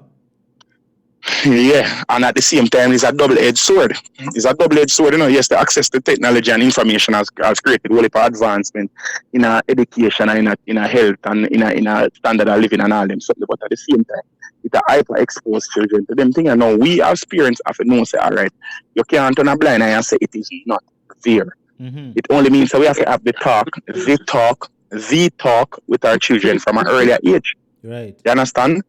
See, it just means that we have to be more vigilant than our parents were. Because remember, say our parents never did know, so we did have Channel 22 could have looked on, you know. Our parents them never know, so we could have go by the hardcore confession down a town, you know, look on the picture them and them something, you know. Our parents them never know, say we could have buy one DVD and put it in one cartoon case. And then when them go and work, watch a DVD, them never know, so we could have do them something them time, you know. But we didn't know, so we could have do it them time there. But So obviously we know, say, with the advancements in our technology now, them even have more things that we still don't even know. So we have to have that in our purview to say, all right, But Triple, what if when them don't have a phone too, because them friend have phone. You know. What if I point out something to you right now, Triple? Are you aware that back in the day when we used to sneak and do certain things, if our mother or father even know we that do it, them bust we backside door? Now, to the day, parents influencer Olympic and all watch it with them. No, because as you yourself say, them they're not parent, them are picnic themselves. Those are not parents at all. So you understand? Them they're not parent. Or you can sit down with the picnic and this brother, we got dance every night. And I say, look, mother and daughter come in a dance. Mother and son come in a dance. Mother's son a wine for mother friend and all them something. Mother stand up and man a wine for them daughter beside them and them something. Man a look them daughter, woman a shoot them daughter if you go look man because them know say the man they have money and all them something. What kind of parenting is that? I honestly believe so. You see when your pitney reach the age, if you can go a party where you go a party, you need to stop the party. Exactly. I told my son that, you know, hear my son talking about all of these parties. I say, anyhow, me talking about I love soca. I say, well, you do I love soca, boss. My party that kind of all right then. So when my pitney start reach the age, you can come a party with me. Me and my pitney not supposed to be over one side over the side. That no make no sense. That no make no sense. That no make no sense. You understand? You're not going up at the same party. Me and you're not. We're not going to party. I'm not say because you get older, you have to stop enjoy yourself, you know. But your type of enjoyment has to evolve. You understand? And if you find yourself be entertained by the same thing, if you are 37 or 40 and you find out that you're 19-year-old, I enjoy the same thing with you, I enjoy as something wrong with you. Something is wrong with you. Listen to this. Adults are no longer putting children in a them place. That is the truth right there. Adults are no longer putting children in a them place.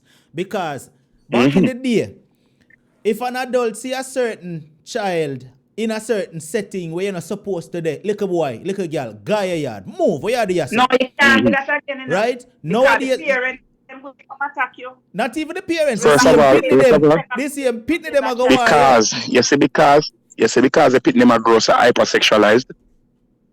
The big man them and the big woman them allow them pitney to feel like them are big people too.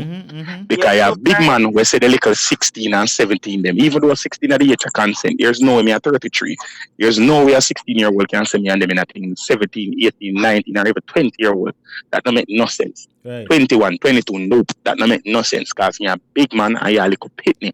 You understand? Irrespective of the fact whether I just 10-year and same thing with the women too. Women I say, oh, same like how the big man them can take a girl with them can take young boy too. And at the end of the day, that makes no sense whatsoever. How can you say if this is the thing now, you as a mother, you are 41 and your son, we are 17, I have sex with that woman, we are 38. You think say you can tell your opinion nothing? No. You understand me I say? You think you can tell her opinion nothing? First of all, female girl and the girl we must sex and I tell her say, oh, get up and go over this and whatever. She and you are in the same age bracket. So any respect when they have for you gone. Because you know more than the woman when asking out and do the things them too. Right. You understand me I say? You have to understand say yo boom and the same thing with your daughter now. You have your daughter at 17, 16, they with a man, you are 35 and she with a man we are 45. And the man we are 45, you are 35, you know. And you gotta work every single day.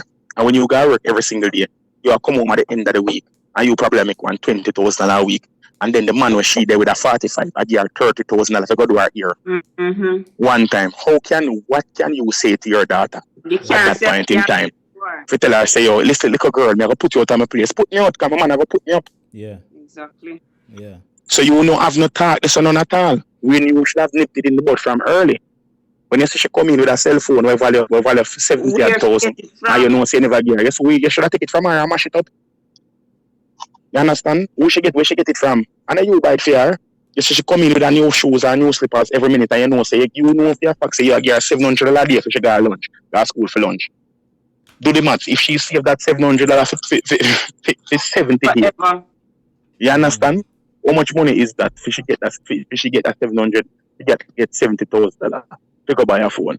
You understand? And these are the things that parents do not look at, and they allow these things to just sit down, test her, and say, oh, I know nothing that. Oh, my daughter's sexy, so man I go want her. No, my daughter is a child. No man not supposed to want her. If she have somebody to talk to, she's supposed to have a boyfriend. She's not supposed to have no man's friend.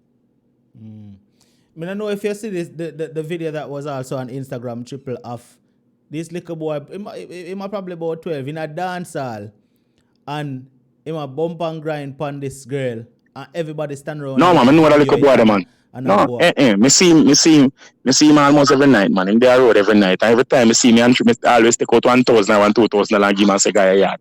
Because he you have to understand, this little boy, him not really have no parents per se.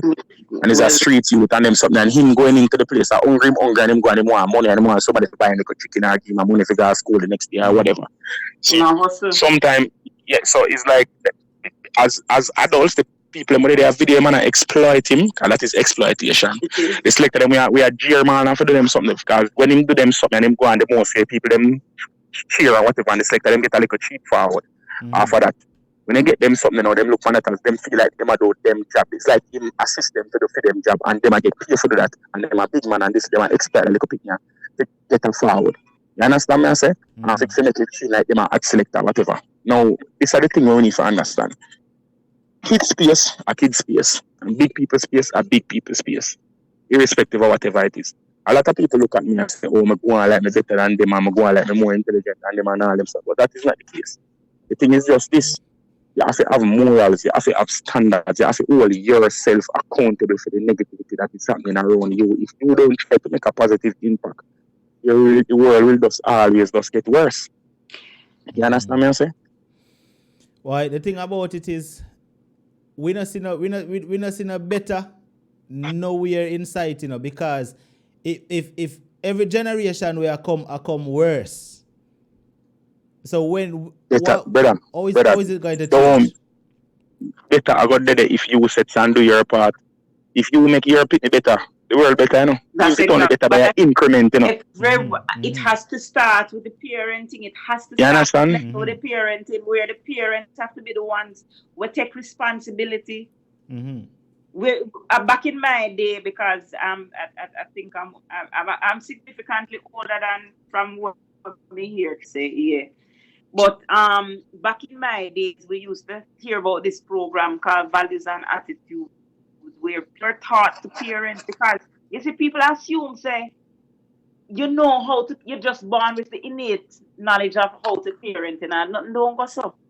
Right? And that is why you have all of these atrocities that you're talking about happening in the dance hall, because people really and truly don't know how to parent, and you have children who are children, and then they become grandparents before they're even ready to become parents, because Missy Granny, children, they are dance, Missy Granny, they are dance with grand pitney, Missy Granny all over the place. Right? They are not ready. Listen, I grew up when my mother was a workaholic. My grandmother used to be there to take care of me. Them granny nowadays, they not take care of nobody. Them granny too hot. Them granny want go out. Exactly. Them want go out. Them have a man to come pick them up too. So the whole family unit has broken down significantly. Broken down to nothing. Nothing at all. So the fathers are non-existent, because boy, God bless the fathers who are like you, Triple X, where actually take part in them picking life. And this has nothing to do with the part of the society that you're from, because everybody, in every aspect of the society, we have men who are failing children. Yeah? Every single aspect. But the thing is this, the thing is this, so the same little money grubbing and them wanting a little changes for them, so they permeate them type of father, you know. Because a lot of the times when these girls get impregnated by these men, them and the man in a relationship. Yeah. And just a little money for something, see relationship, like a man give a thing you're saying, just give some pum pum over there, so like prostitution, informal prostitution. Right. Is in and at that no, but I'm not even say the things that I go hold money, cause sometimes them because a lot of people, even though them do have sex in a condom sometimes, the first round doing a condom and the second round not in a condom, or if they have sex with somebody for 2-3 times, you feel like you don't need to use a condom again. You understand me? I say? So it end up become you start with the round and in the heat of the moment, sometimes they might say, all right, boom, them take one prostate or two, now them take it next, them take it the third one. Nah, I mean, I need to take it that when I come in and breathe. You understand? And then them end up pregnant. You understand? And then them look on it and say, okay, all right, abortion is obviously not an option, so the picnic will come. Yeah, and then there is this thing when I hear people say, once you have picnic must eat. We don't know how we society reach this. So you cannot look on it like that. Resources worldwide, resources are getting harder and harder to come by. You understand? Air, water, land, everything are deplete. You understand me? I say so. You feel like say not just because the people eat food. What eating food is not the only thing where attest to life to a good standard of life. You know, Right. you have to think about education. You have to think about safety and security. You have to think about shelter. You have to think about adhering to social norms and all them something. All of them things they are factors we have to consider when you're about to have a child. So having a pitney, me not go tell a lie. Me not go on. You never did plan for my pitney. Me and my baby mother will never plan. Yeah, me and my baby mother. So me and my baby mother will never plan for a child. You understand? My girlfriend will never plan for a child. She just end up pregnant and stuff. And when she get pregnant, me not go tell her me did effort. I said, Jesus Christ, what me I go do? How me I go feed pitney? How me I go clothe pitney? How me I go put pitney? Me there saying my mother also. All this I go. You understand? But at the end of the day, we didn't have better situation than other people because she was my girlfriend and then her there and she have ambition and she has somebody who progressive and she has somebody who educated and me did I go to school and everything. So all I would do is come together and just say, all right, boom, it's our way of doing and we just have to set certain things into motion. A lot of people don't look on it like that. A lot of people say, oh, she's pregnant, okay, me have a pick over this, me have a girl breed this, a girl breed this, a girl breed this. A man have seven women who there with one time and 3 of them breeding at the same year. And 3 brand new to me that you know.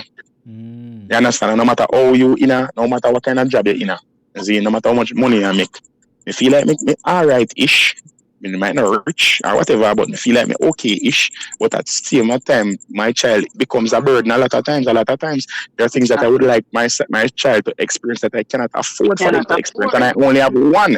So I can only imagine when a man has 6 or 4 or 5 pitney. They just don't take care of it. You understand? And then this put all of the strain and the stress upon the female. You understand? And my baby mother now good job and I make money too. So when you have a single mother with them now make no money and them live in a yard with 3 other single mother. And then stress out and take it and the whole of them stress out and the whole of them problems then they so. And for them only means of buying something for more than $3,000 if you go sleep with a man. Mm-hmm. You know, so this all boiled down to society is the cause of war going, you know. That is of all course, society is the cause. That is then the man will murder the people. Let me tell you, society cause it, and the man them itself. You blame the man, then the man them wrong. Yes, because the man them are deviant, yes. Right. But them are the product of society. As I say, women. You understand? Kamla, let me ask you this. Do you think the authorities is doing enough to protect our women, though? And there's a specific reason why I'm asking this question. So I have a friend who just recently explained a certain situation that she is facing with an ex, right? And she blocked the person on WhatsApp. She blocked the person from calling her phone, and him constantly call her from other numbers and stuff like that, right? Him all show up her yard uninvited, right? There are window, listen to her phone conversations and stuff like that. Then stop. You know, right. My advice to her was, listen, these are grounds right here for you to go to the police because he might come in your yard uninvited. But you go to the police and the police don't do nothing. Right, so this is the problem that she had. She went to the police station, and when she went to the police station, the police are going to ask her, say, what evidence does she have that the man is harassing her? She said, listen, I have all kind of phone records to show you that he keeps calling me and I don't want to have conversation with him. I can also show you a scar where him force him way in my house, right, and hurt me physically. I can also show you where him try to damage my internet card, right? So that just because him no want me to communicate with nobody over the internet, right? And the police are gonna say to her, say, there is nothing they can do about that. She need more evidence against him before they can actually do anything. Now, what them want? Them a wait for her if he dead? Dead, yeah. That's what and this has been a problem from Jesus was a boy, where they don't take domestic violence seriously at all, right? Until now it get into our head. Why? Is man and woman story that? We're not business with man and woman story. That's what we always hear. You understand? And as I've said to you, I've been in that situation before, so I can speak from my own experiences that you call the police when you feel that your life is in danger, and you call them and then realize that you're in danger from your spouse. They don't think of it as being serious. And I said, no, the authorities are not doing enough. I hear an announcement today that they're going to train the police in how to deal with domestic violence issues. This should have been done 20 years ago, 30 years ago. Why is it now, after so long, when so many women, not just women, people have suffered because of domestic violence? You're going to now decide that you're going to do something about it. You know, and it affects entire communities. My children, I picked my children up from school today, and my daughter was telling me, say, she spent the weekend by my parents' house. She telling me, say, one of the neighbors and the husband beating up the wife and all of them here. And the members of the community, so I said, nobody did anything. Nobody called the police, nothing. Everybody just stand up there watching, supposing to chop her up. So it's not even just the authorities, just how we deal with it on a whole, and then we wait until it's too late, because most of the cases of domestic killings, just like the one in Portmore, they know that there's a history of violence. All right, understand? so the people know. To the persons calling in, I'm not accepting calls right now. I have guests on the phone. I have Triple X and we have Kamla Forbes on the phone line. So please refrain from calling. I'm not accepting calls tonight. All right. Go ahead, Kamla. Sorry about that. Right, yeah, man. So I'm saying that really and truly, now is at the 11th hour when the authorities are trying to address it. This should have been public. This should have been something that we're learning from in school. Don't respect people's picnic, respect each other. You understand? There are certain things that we don't place value on in school. We don't train people on things, social graces. You understand? From that level. But I mean, as you said, where your friend is concerned, there are a lot of cases where people report these things and the authorities do absolutely nothing at all about it until it is too late and you end up with a body or two. You understand? What name restraining order in Jamaica? You ever try to get a restraining order? Is that even something that Jamaicans can get? But is it enforced? Is it enforced? Right. People but then again, I doubt the man them even care if them have restraining order. Them just go do what they want to do anyways. Because it's not enforced. Right. It's not enforced. You understand? You can go police and talk about you taking out restraining order, and I found out the other day that a threat, really and truly, it's kind of strange because you can't be arrested for threatening somebody. Did you know that? You can be warned, but you can't be arrested. So if I tell you that I'm going to kill you, you can go to the police and tell me, but you have to wait until I do something to you before it actually becomes an arrestable offense. You didn't know that? Well, I know. Well, I never know that. That news to me now. Yeah, right. So I can go to the police. You can go to the police and tell them, say, I threaten you, But the police is going to call my phone and warn me. You understand? But they can't do anything else about it. But I know it go in England and America, right? Where else? It's just Jamaica, this food. Jamaica. And then we wonder why, because we are so reactionary. We wonder why we have this problem in society when we don't have laws that actually make sense. So it has to be the responsibility of the authorities, because from up there, so nothing happen. So let me ask you that question now, and this I go to the two hour now. I guess Triple can answer it first. So a lot of persons have it to say that the government need to solve the crime issue in Jamaica. Like, them always say the government do not know what the government do this and that. Do you think that the government can actually come up with a solution to probably put a handle on crime? There's no such thing as solving crime. You hear me, General? Not none of them solving crime. Not no go so. You find every country where you see have a low crime rate, them not solve crime. Them prevent crime. Them have measures in place for crime not to happen. You understand that? Come like you go say, what can you do to stop a 10-ton boulder from rolling down a hill with your bare hands?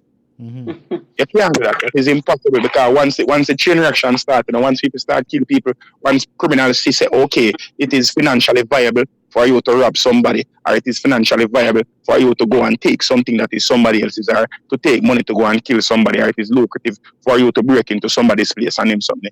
Until say them don't have to put out the stress on the tree. If from the day a man say, all right, but we can sit down and watch a man plant him cassava them every single day. Go down, they go weed the cassava them, water the cassava them, spray the cassava them with insecticide, reap the cassava them, carry the market, sell everything a market in a 1 week. And when you come back, him just walk, come down off of the hill and just take all the money from you. You just do everything and go back up on the hill. And him know say, all right, the consequence that may come from it is minimal. Right. Or the most consequence of him go lie down and sell and come back out one exactly. Come do that. I always have a problem with that, you know. Me personally, I always have a problem with that. So the government putting in measures in place to catch the criminal them. It does have cost the government more. Yeah. They have to house them, feed them, throw them and all them something. So that no mean instead of paying to facilitate or to we want to call it rehabilitate them criminal. Create programs to prevent people from going into criminality. You understand? Create more job opportunities for people. Create a sense of education programs going into school to make people knowing that, okay, it is not. Right now, let me tell you something. Enough people understand. The demographic of people's mentality has changed so much over the past few years. If you said something, you go to people right now going to school, come to school, go to work for school, and something, you ask them, pick me, what do you want to be when you leave school? One time when you pick me, we are thinking about if you go to a lawyer, doctor, police, soldier, and them something. Then pick me, and I want to hear that the majority of the answer, the most popular answer right now is pick me want to be famous. Yeah. Why you want to be famous? I don't know, I just want to be famous like Kim Kardashian and them people. Yeah. They want to be social media influencer. They want to be vlogger. They want to video on IG. They want to video on YouTube. It's because that is what's being idolized. You know, that is what's being idolized. Or, you see them ever say, they want to be scammer. Exactly. Yes. I was with that. You understand what I'm saying? So this is the because those are the professions that are being glorified. Those are the actions where them see the people in a society where them see where I live good or I live the lifestyle where they want to live. Those are the professions that they have. When they look at a teacher and say the teacher where I teach them broke like dog and a few name crackers and drink tea lunchtime. And them can name a box food and them father out there, Arab people, and them can name big double box food and eat one patty and drink one box milk and one bun and cheese before they go there, and all the teacher can name for lunch and some birthday biscuit and drink all the pink milk the government send come at the same school bowl them the teacher have to drink because the teacher cannot afford to pay our bills them and them something. What the government needs to do if the government have a fight crime. Fighting crime starts from paying our teachers an adequate wage, a livable wage. Not the police them alone. The teachers have to get a livable wage. The nurses have to get a livable wage. Doctors need to get a livable wage. Because right now, doctor a poor man profession now, you know. Exactly. And like one time me say when a doctor a man rich. Doctor is a poor man's profession, you know. If you don't have a private practice as a doctor, you're dead. That's why they treat us like animals when we go to hospital. You understand me? I say so when you said so and you look on them something, if these people who are servicing our country are not having a livable wage, there is nothing that people can look and emulate and want to aspire to be them something. If you look on your teacher and your teacher after you left school and your teacher each up in the same bus when rain fall, water leak through the bus and you get wet and the teacher get wet. The teacher don't even have a little lalo. The teacher cannot afford to even buy one little Nissan note. No respect for the profession. You don't have no respect for the teacher. You don't have no respect for the profession. You don't go look on it and go say, oh, And when you and the teacher stand up at roadside a bus stop and get wet in a rain, you will see one man with a thief, or you know in your community that a thief, and you know him a scammer, drive past one Chris Market with big rims on it, or one big van with big rims on it, and him something. What do you think that the youth of the country are going to emulate?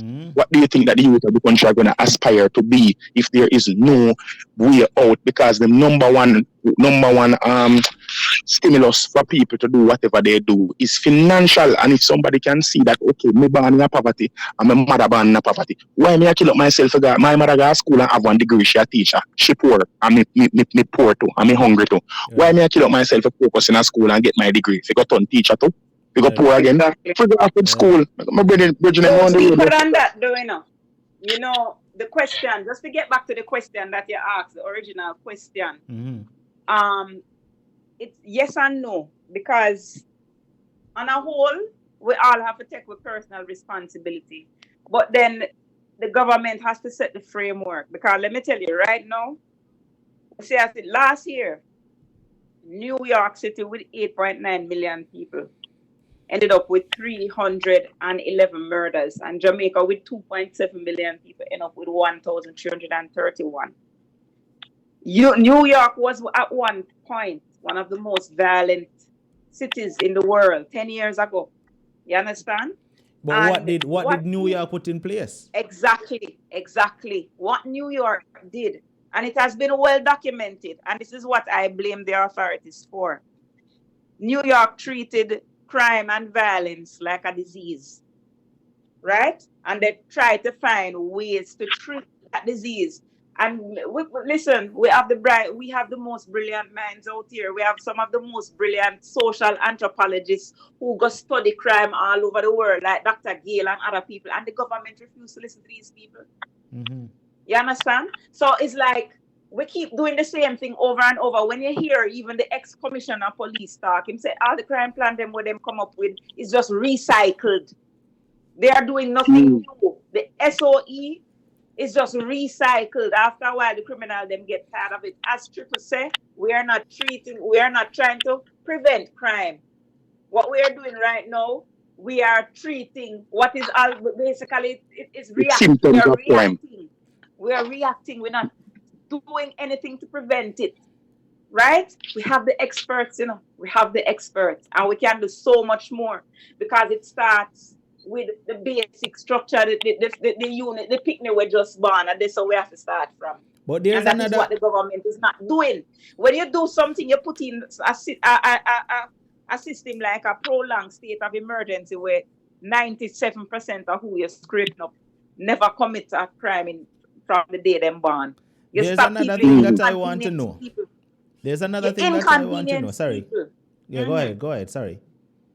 You inconvenience people with these states of emergency. You put up checkpoints at place and you have people waiting in traffic for 5 hours and making them get angry and miserable.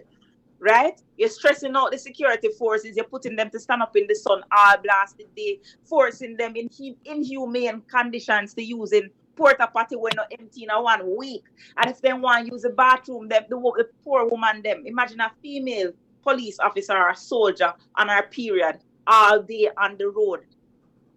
You understand? See, that is what I wanted to address just now. That is what I wanted to ask. I was about to say, this is what I want to know. I'm going to ask you this, Tripple. Do you think it makes sense? And I always asking this question. Do you think it makes sense whenever Mr. PM decides, say, him go drop a Zozo, right? And him say, him issue an announcement that is going to be this area at such and such time, and him announce when the Zozo are going to end and all of that. Do you think that makes sense? It makes no sense, none whatsoever. It makes no sense, none whatsoever. First of all, the only way to make an omelette, you have to crack egg, You have to break some egg, to make an omelette, You can't make an egg omelette and the whole of the egg them stay round and sitting. People have to get upset and that's something. Let me tell you, I said this already on the next forum, and the people them hits and then chastise me and then cuss me and them talk about how me a fussy and me a infam, me a this and me a that and how this and Ray and one bag of thing. That's one of the reasons why them claim that them want to expel me from dancer, because I am a realist. You understand? I don't believe in a fantasy, I believe in a reality. You understand? And I believe in a better Jamaica. Because I love that country. I could have lived anywhere in the world I want to live. I choose to live in Jamaica. Mm-hmm. You understand? I choose to live in Jamaica, and I stay here because I love this country. You understand? And I want this country to be better. And any Jamaican who truly wants this country to be better, and not only those who say they want it, and then whenever the things them implement, and I go say no, that too harsh. Them people are not like when me have to say when me say right. No. The only way them state of emergency I go. Them can have the state of emergency, but you can't have it to say okay, it I go there a Franklin town and from this time to that time. Exactly. What they need to happen is this. They have like an elite force or elite tactical force of soldiers. Zine, where when them get them soldiers are not have no outside communication. You said you go up on duty for 114 day or 130 day. You go up on duty. From you go up on duty, you don't have no contact with the outside world apart from who you're on the base with. You don't have no telephone, you don't have no cell phone, you don't have no internet access, you don't have no social media access because you are getting paid to do such. And in this elite force, the only person who should know where and whenever the state of emergency goes. So you have like a platoon or a battalion of soldiers, of 300 or 400 soldiers. You understand? You load up 110 soldier lorry.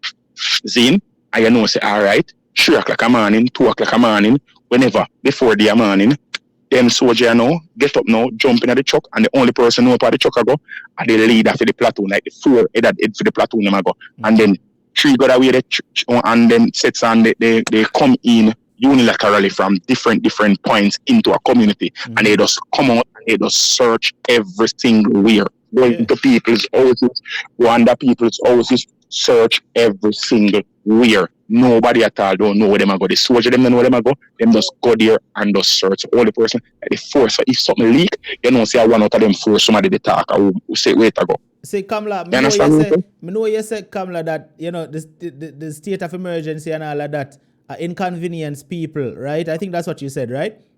It's not just about inconvenience. It's just that it's not working. All right. It's not working. If it were you know, the video them with the soldier them asleep all day and the police them asleep all night time and them sitting there. But with the gun them lean up. I'm sorry for the police and the soldier them say. This is my thing. Christmas Day. This is my thing. I'm saying is this. I'm saying this. If it's a situation where we are going to have a state of emergency, we have to see where it is making an actual difference. You can't tell me, say, you're going to have a state of emergency for years, and at the end of the day, the crime rate is the same it was last year. And plus, it's not free. Exactly. It's not free. Right. It's not free. If you are going to spend the taxpayers' money, spend it in a way. If you are going to spend it, let you spend 2 times the money. If you are going to spend $10, if you are going to spend $10 and don't get no result for 10 years, 10 years spend $10 every year. It's $100 that you are going to spend over 10 years period. You better just spend the $100 one time and do it in a one day and done. You understand? And we better just try one harsh thing because you must result. If you set and go into a community, every community has illegal firearms.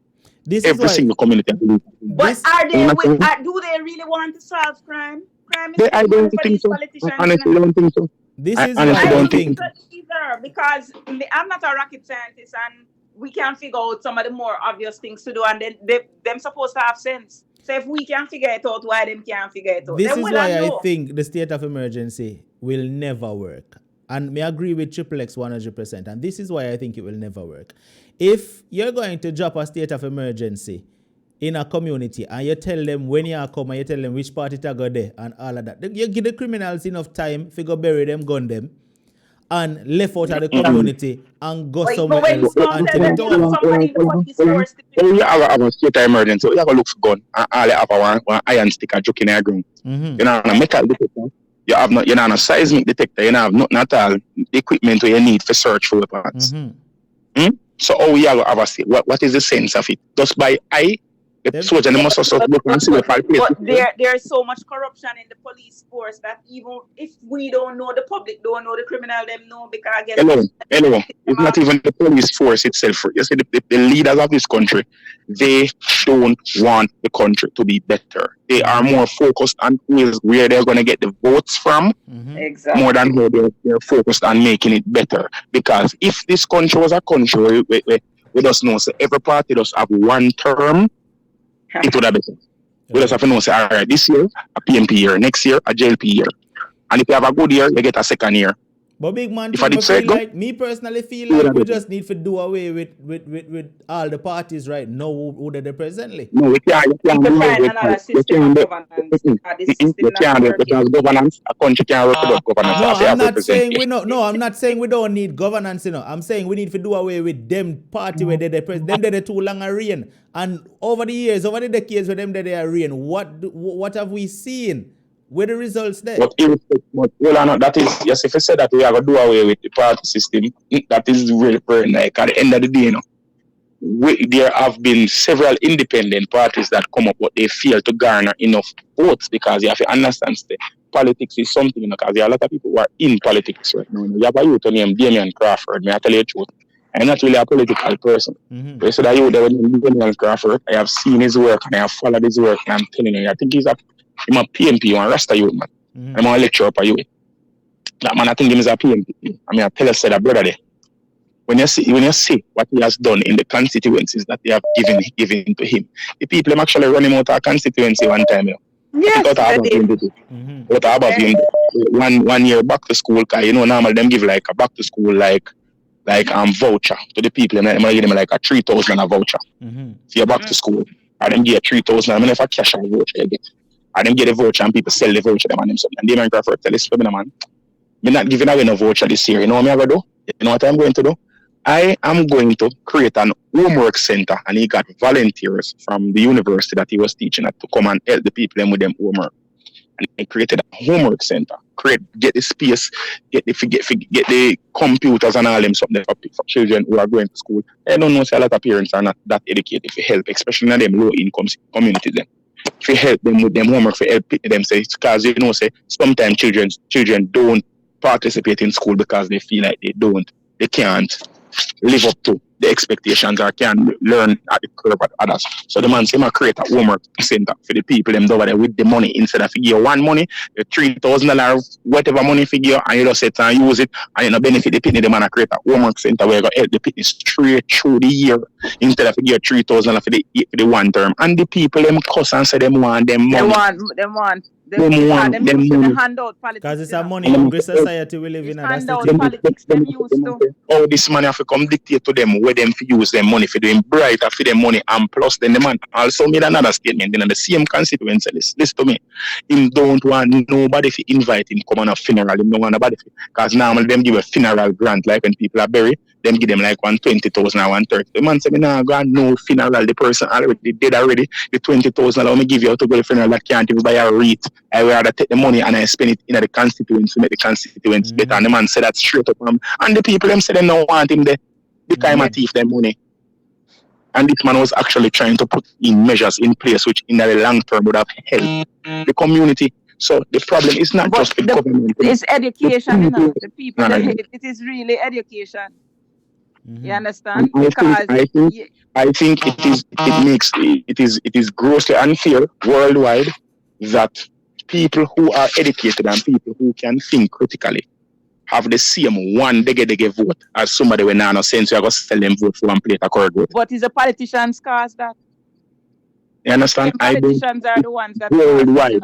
Even in America, right? Donald Trump, when the people who are uneducated in America voted in Donald Trump, the uneducated people voted in Donald Trump, the same people who are suffering from all of the things that he put in. The people in the Midwest, them where lose the whole of them job, the people where lose the whole of them social security benefit, the people where lose them health care, and guess what? The people who were marginalized, and they were the ones who voted for him, and they will vote for him again. They are going to vote for him again. Because it's a case of cutting off your nose to spite your face. Because they don't understand.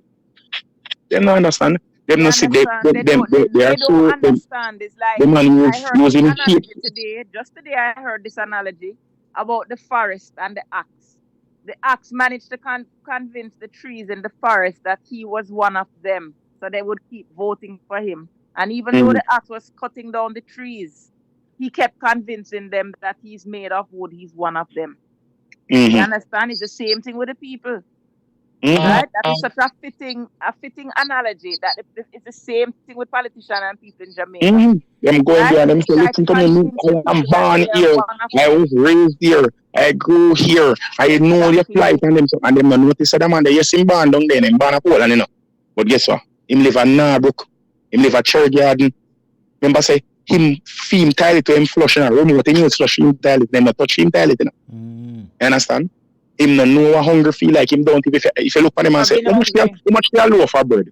Him can't tell you how much for a loaf of bread, how much for one egg, how much for a sausage. Him cannot tell you nothing like that. Right. Because him don't know nothing about the life where you are living. You know about the suffering and the poverty where you are going through. Him don't know about the plight of you. Him don't know nothing about you. The only thing he has in common is that he was born in the same community as you.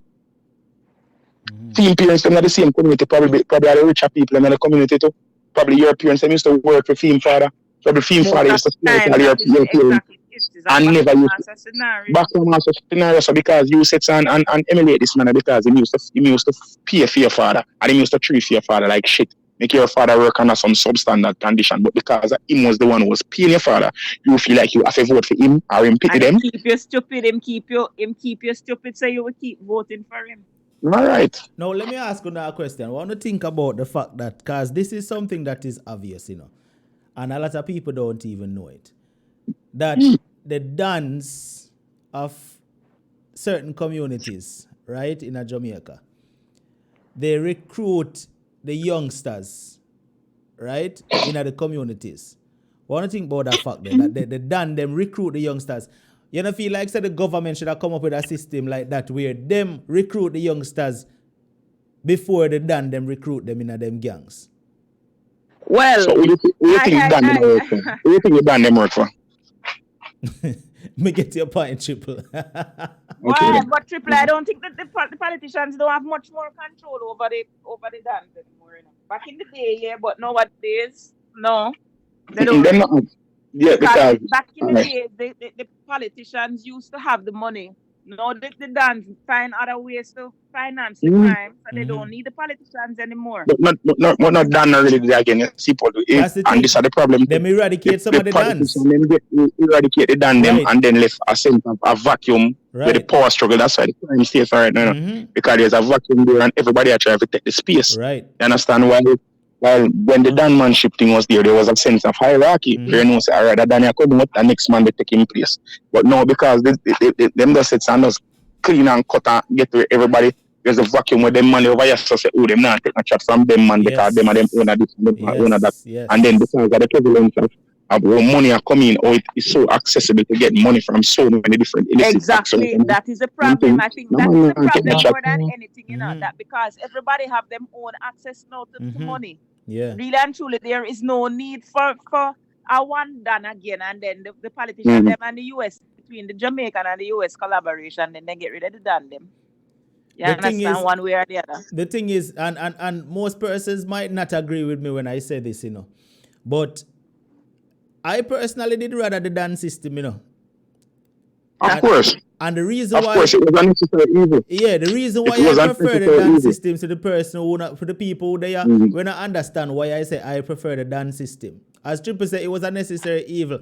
At least when you had the dance system, there was more control, right? And there was more authority. Because if you don't know, the police not have no authority over Jamaica. That is just the honest truth. The police does not have authority. The done them in the community have a more stronger pull upon the people more than the police, right? Whenever certain things happen in a community, the people them go to the done them before them go to the station. Because them know them would get more of a better result than if them go to the station. In certain communities, there was no raping. Them think they couldn't go on. If the dance and no gunshot, no fire, no gunshot, no fire. Allow me to tell Triple.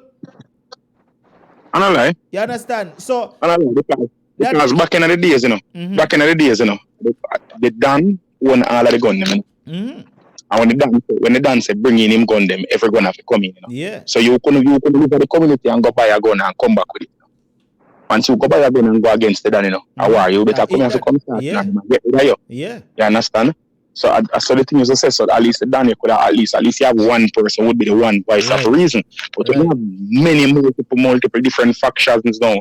You can't sit and you can't talk to every man because of them say 77 brothers, 7 different minds. Have them own an ego and them something if you go navigate around and them something if your man go say, hey dog, you say you run the place, man, and you TikTok from them, man. And this is something I experienced myself where I see where when the dance say a piece, right? And we have a certain community where war with the next community across the corner, right?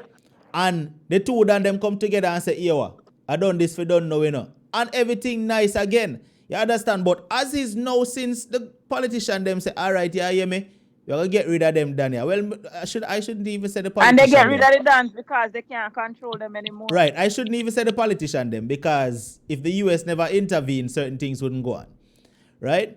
But them get rid of the Dan them, and after them get rid of the Dan them, all hell break loose because every little youth now have a gun. Every little youth now not take no talk. Right? And that is the state where it is right now in a Jamaica.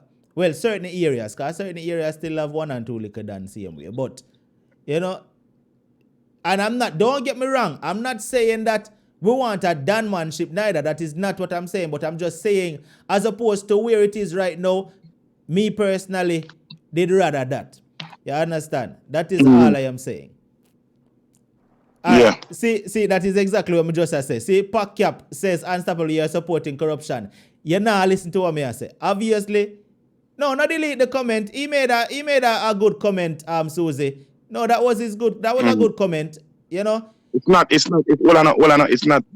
not supporting corruption. You understand? It's a better of two evil. Two of them wrong still. And both of them are wrong.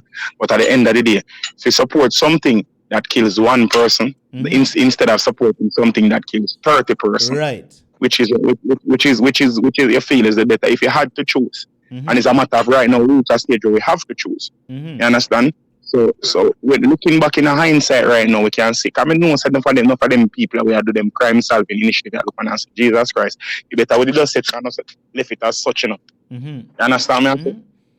Because since certain dance got eradicated, way more people dead, Way more people Nobody order. Because, all right, so there was, and I'm just using this as an example, for Copycat, for example. No, we don't want to dance. This is what I'm saying. Try to comprehend what I'm saying. To the persons who are saying we don't want to dance. Try and comprehend. Even Triple X just explained it a while ago. It's the better of two evils. We understand that the dance situation is no better, like, if we say, we rather have danship. We understand that. But when you go compare having peace, when you go compare having order against not having any kind of control over the community at all, and anybody can do, like the Wild Wild West type of living then Triple. You understand? Yeah, that's where we are now. Right. Where any man can pick up a gun and bust a gun. Where any man can just draw away a woman and go do whatever he wants to do, and there are no repercussions because the police themselves cannot do anything about it. When a man get up and him do something to a woman, all right, watch out. Me I go show now example. It's not the police cannot do anything, It's the fact say the criminal counterparts right now, most of who have gun right now, them not in sense. A bigger, stronger gun. You understand? And not even bigger, stronger going on mum. See, so when somebody oblivious to the consequences and repercussions of them action, when people not have no moral, when people not no moral, when people not have no hidden of them, them can decipher right from wrong. Them does no business. When a man's whole essence is my bad, I'm a dunce. I'm gonna give a shit. I'm not me dunce. Right. Me does them something. Me does dunce and ray. When a man sits and accept, because I cannot believe that we in a society right now where people are praise themselves for being dunce. Fully dunce. We can't believe them. I found it so hilarious. We can't find that this is to reach a stage in Jamaica where we sit and we say, oh, we're dunce, and sitting and we look at this and say, oh, One time, when me a pick me, man, and CXC, when we take CXC, man, me I tell you, say when CXC results are coming out, man, me I tell you, say at the most tumultuous time, at the most depressing and the most hard and the most stressful time. Everything come down by us one time when I said, Jesus Christ, me take 8 subjects, cheese. What me I go do if me not pass me 7 subjects, or at least that if me not get my ones and my twos and them something. Them pick me nowadays, them don't give a shit. Them don't care. The man not care. Man, I see somebody put up one sitting last year when CXC come with the person, them put up them things on social media and put up fully done. The man gets sick, you. And they glorified this. Them glorified and it's still all over social media, fully done and them things. You understand? The man gets sick, you. You understand me? I say? So when you see them something, you know, when you see them something in a society and say, all right, this is the behavior where people are permit. You think that them man they have no form of reasonability to say, okay, if I kill this man, if I go to this man and kill this man, the chances are that the police will come and get me. Them not give a shit. They're not care. They're not afraid of the police. They're not afraid of the police. They're not afraid of anybody. They're not afraid. The biggest thing is they're not afraid to die. It's not a matter of fear. It's not a fear of the problem, you know. Is when you can decipher right from wrong. Because you don't have to be afraid of something to choose the right, you know. But Triple, when you think about it, all right, we understand you say it's not a matter of fear, you know, but think about it. When the Dan was in place and the Dan said, listen, don't do this, don't do that, or else. It was not fear either. When the Dan was there, it wasn't fear that the Dan rule and then any Dan rule and that fear dead, you know. Because somebody will come up and kill him, you know. So, I respect your Dan rule and then, you know. I respect the Dan using respect when notoriety, when somebody said so. When he has a Dan, everybody, when a man say a good Dan, when he has good Dan, and a fear he was a good Dan. Remember, I said the Dan himself, normally, in most situations, the Dan was the smiling person, the person was happy and them thing there. The Dan have some dog around him, and the dog, them do the whole of the ear, you know, scream them, you know. And the Dan, the dog, them run him when him send go to the criminalities, them, you know, the dog, them, when no say, all right, boom, that person, you have to get rid of them. But the Dan was always the one who keep the treat, and out there and help share the ice cream and help and give the people the money, send somebody figure out doctor, him send a vehicle to carry them go doctor. When time for vote come, him send vehicle and come and ready Dan keep him year to year dance and them something, keep stage show and all them sitting and people love the Dan and adore the Dan and respect the Dan. So that is how you realize that and 90% of the time the Dan was never the most evil person or the baddest person. Yeah, he was the sweetest person only for the time. Yeah, understand? So it's not a matter of fear, them fear the Dan. The Dan was just the person who was respected and emulated. Now these people nowadays, them not believe in a respect. I fear them bad man, I fear them run under. Them look for who are the most evil. Yes. You understand? Who are the most evil them use. That's why them 90% of them man are the bad man lifespan gone down a little bit now. But wait, Triple, me I gotta tell you something. Most of who call themselves bad man these days, most of who are boss gun at Jamaica are some people under the age of 20. Exactly. So under the age of 20. Because as young as 30.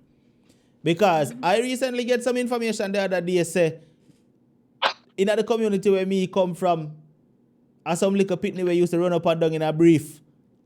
Are the bad man them these days. Okay. I mean, I look upon it like, yo, Jano. And when me did it, no little pitney could have never even talk about them want to touch gun. I see same man them in the area where I run the place, I take out them belt and beat and say, hey boy, go your bed. Let me show you something. There is no appeal or no real luster to being bad.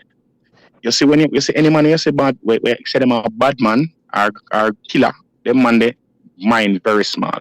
Because as a killer or as a quintessential bad man, you cannot leave where you're bad. You can't stay where you're bad. You can't come out of your comfort zone. Once you come out of your comfort zone, you're dead. The furthest you go when you're a bad man or a killer certain way, or a dove cat, or whether you have to go lie down yourself or you have to go lie down when you're a friend.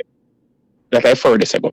You understand? As a quintessential bad man, you tell people say I wish, and a lot of people say when I say them something and show off, I wish that every single Jamaican. Remember when we was speaking, we used to go up on trip to go to Disney World, and then something. You know, if that of them young people don't know them, so because one time we used to have school trip where we got Disney World or we got Busch Gardens of Florida or we got one different Caribbean country and everything. I think that if it's traveling knowing that there is a much larger world out there than what you are living in. When you're born in our community, and your entire outlook on the community is just that shop the out there. So the biggest also, I want also the Dan Live or the MP or the JP or somebody that the biggest house, you never see nothing up outside of that. When you don't see, when you don't know, so there is more to be had in life. You don't aspire for much. You don't aspire for much more. When all you can see is poverty and all you can see is pain and strife. When you step outside your comfort zone, come here and tell you, when I start traveling, I'm start looking at the world, I'm start see certain people, because I was somebody who was very, very homophobic. And I was the type of person who say, oh, bun Batman, and if he dead, and when I see Batman, I used to get so upset and my skin used to crawl. I used to say, boy, if he dead and ray. But in traveling the world and seeing that my purview or my outlook at the world is so tainted and so afford for it to be like that. You cannot afford to allow yourself to go out in the world and to be stifled and to be held back from seeing what is out there and incapacitating what is truly there. I feel like enough time I say some people when they're bad certain way, just take them up and carry them from some bad people in a town, take them up and carry them from one beach, go down a Port Rico. Let them see you down a Port Rico, nice. Carry them go one all-inclusive hotel, go make them spend 2 nights. Let them walk up and down on the hotel, eat some food, go and buffet with them, can see them can pick, choose and refuse them can eat. Enough of them pick when they man anything, when they mother give them for them, that them have to sometimes man the same thing, 5 days a week, every week, mackerel and rice, whole week, dumpling and this whole week. So them know. So when you see them go in front of a buffet, and them say them can have options of 14, 15 different type of meat, all different type of pasta and all them, some the pizza, burger, hot dog, everything in one place. So them can eat and them can say, why?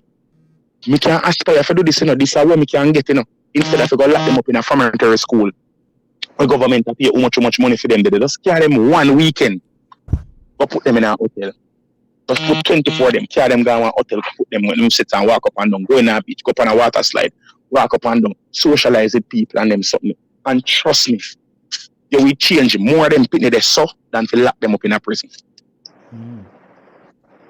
Me feel so. At them thing we need to start look on as crime fighting initiative, as initiatives to make the country better, instead of just punishing people over and over and over and over, because these people already have it in their heads, so they are going to be punished and they know what the punishment is. If they don't know what is beyond the punishment, they don't know what are the benefits. If you ban come see nothing but that, you do not know what the other side has to offer. How can you change from what you know if you go back to something that you do not know? Right. Think about it.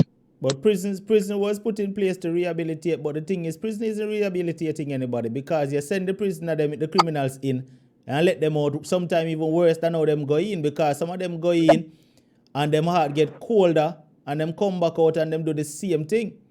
No matter what you do, no matter how much you spend, you cannot rehabilitate prisoners. If somebody does not want to change, they cannot change. Exactly. Changing and rehabilitation is you wanting to do something. Rehabilitation, you're going to something where other criminal, they better criminal than you, or even a criminal where you and him on the same level, but you know a different form of criminality than him. You and him are socialized day in, day out. You and him confined to one space. What you have to do? All if you fight every day, when you did it for 30 years, you must turn friend. You must start share experiences. When you must once you start share experiences, even for the day of prison now, and you read some book, you get more intelligent. Yes, you might start reading a little bit, but you also learn how. Because remember, say you know what you did to get caught. You start learning. You have all them time if you think about why you get caught, and if you do it again, you're not gonna do it. So you're not gonna get caught. So you turn a bigger form of criminal. You said you was a criminal from Waterhouse, and you get locked up with a criminal from Grand Spain. You and him going together. You get a bigger criminal network now, because you have friends. Obviously, you would never normally have friends. Right. You have a link at some place, you never normally have a link. You understand me, I say? Me and the man so said them want to go to prison now to get the experience. Right now, there's also something of them do them lock up the people whenever they have lock no up the people who work. This is exactly what I was saying. And then them people get used to criminal now. So you're desensitized the people them to lock up now. You see me one time when somebody get locked up in a society, you used to look at them and say, watch him a jailbird. No? When you sit and make everybody get locked up now, and the people when don't get locked up, people are going to look at and say, oh yeah, coward, they never get locked up yet.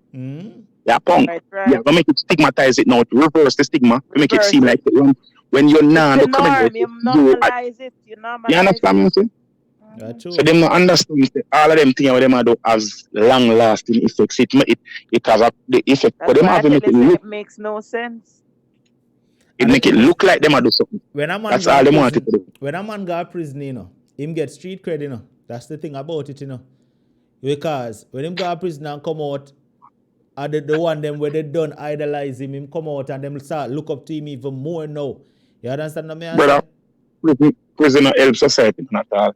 Prison take our resources. We have to find food, clothes, shelter, medical support, everything you have to find for these people that we lock up in prison, and it costs us so much to house them in prison. If we had have programs where make them people from them a younger age try to curb them, because you're not gonna save everybody, That's the truth, Some man just naturally born rotten, but some man still can be saved.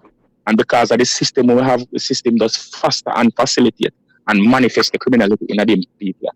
If we set and change the system, you understand me and say that's what me talk about. Me say it before and people laugh off of me and say, so what for the where you want to reward the people them when them bad and a reward you are giving them options, you are showing them what is out there to be had if they change their lives instead of punishing them from me. Me not talk about people who murder people, Me not talk about people who do like some simple or something. Like some first offenses and them things. Deviant behavior, being rude, being obscene and them something there. Like a first offense, a stealing and all them something there. You understand? You have them with capable person. You send them down there in a groups of 6. And you have 2 persons, you supervise them. You understand? Zine? And you have them down there for 2 nights. Just make them just give them 2 nights of loss. When them see them something, then them come back and start tell them friend them are gonna be ambassador for themselves. Them say, dog, you want to know, say, yo, this can down the scenario, can go down the scenario, and one bag of thing. You have to look on it. Some people are going to say, oh, that's going to make them want to have a criminal again, because they want to go down there again. So say the first time when you go down there, you get this a good treatment. Then the next time say no good treatment another day. All right, it's the good time when you go down there, the time you go on hard labor. We are sending that one farm now. Is the plant cassava and big yam. Those things overseas, it's just so them don't have it. Listen, I have been thinking about that for the longest. I've been wondering, why is it that the government now put the criminals to work? Because my thing is... listen, man, these criminals cannot be put to work. I must say, what type of criminal? Them a hardened criminal. When a man get put in a jail for murder, and you can't put that man for work. Oh, you put that man for listen, work. Triple, listen what me I say. Remember you remember this in a chick. Remember say when a man when they get convicted of murder in a New York, and in New York you got a prison. You got a prison over Oklahoma, or some far place. Where you don't know nobody, and nobody don't know you. Where you in some part of your sex and boom. Even if you want to run, whatever else you got to run to. You're a criminal, you come from Bronx, and you never left Bronx your entire life, and the man them care go put in some woman land. You go set and big hole. How? Where you go run go? Yeah, that makes sense. You understand? Remember, so the mindset of the criminal is totally different. In Jamaica, if you set a criminal at Tivoli Garden, and a man lock you up down a GP, and a man take you out a GP and go put you on the back road, you friend them right on a Tivoli, they can come. Exactly. Yeah, that makes sense. That makes sense. So you have to remember that certain things, like when it reached to the point of them hardened criminal, big man criminal, it don't make no sense again. Them things I can't work on hard. Them things I got work on a little with them. We had 11, 12, 13, 14, 15. A juvenile them same way.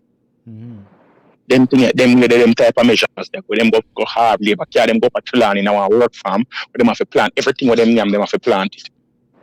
You understand? But there's so many things that they could do. It's so many different things ways them could have contribute unless someone bills. Whole heap of things. So why we never send the prisoner them go fix Cornwall Regional Hospital? All right then.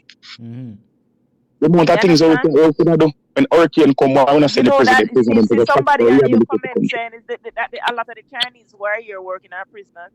Of course. You know that? Yeah. Of course. Them get excommunicated sentences. Yeah. Them not get paid. The Chinese them will build the building on the bottom part of the town where they last one. A prisoner them come build the building. Prisoner them when they come work on the highway, prisoner them come for indentured service. You understand? So nobody feel like and if China can send for them prisoner come out and come work. You understand And what our I say? prisoner, And the man they are get trouble same way. Something needs to be put in place, though. Something needs to be put in place. All right, Well, so measure needs to be put in place, but we're about to end the show, and what I want to do is I want both of you to, have the last word on what advice would you give the ladies, because this show is supposed to be addressing, the ladies dying. What advice would you both give the ladies as your last word right now? Kamla, you could go first. Exit strategy. A lot of women who are being killed now will realize trying to find a way to leave. We need to plan proper ways to exit. Ask for help. Don't be afraid to ask for help. Disappear. Ghost the man them. Make them calm down. Right? And women need to support each other. We need to, when we see women in trouble, we need to stretch a helping hand. I am of the view that it's going to take women to make the difference in society. So we have to come together and help each other, right? But if I can give any advice to any woman in a situation like that, it is that you have to properly plan how you are going to leave. Don't just get up and leave, right? You will lose your life. That is my final word. All right, thanks, Kamla. Triple. well, as we said, I said it, you have to be vigilant. You have to be vigilant. You have to be picky. You have to be choosy. You have to hold yourself to high regard. You have to ensure you're not sick for no little or nothing. You understand? Remember, your body is a temple. You can't just let anybody in your temple. You understand? Be independent. Be self-servient. You understand me? I say? Zin, think. Be wise in your decisions and when you want who the people are that you let into your circle. You understand? Be vigilant, and as Mama said, make sure you have an exit strategy. Know where you come out of the relationship when you're in them. You understand? Don't be afraid to sit and ask for help. Ask for help if you need help. You understand me? I say? That's basically it. All right. I want to say thanks a lot to both my guests tonight, Triple X and Kamla Forbes. You can find them on social media. Follow them. I mean, everybody's supposed to know who Triple X is already, and the majority are supposed to know who Kamla is as well. But for those of you who don't know, you can find them on social media on both platforms, on all platforms, Facebook and Instagram. Triple, tell them if you find them, my boss. TRIPPPLE_X. That's TRI 3 P's LE _ X, and that's on Instagram. All right, and I think it's the same thing on Facebook too, right? Oh, you're saying I do the Facebook thing. Really pass the Facebook thing like that.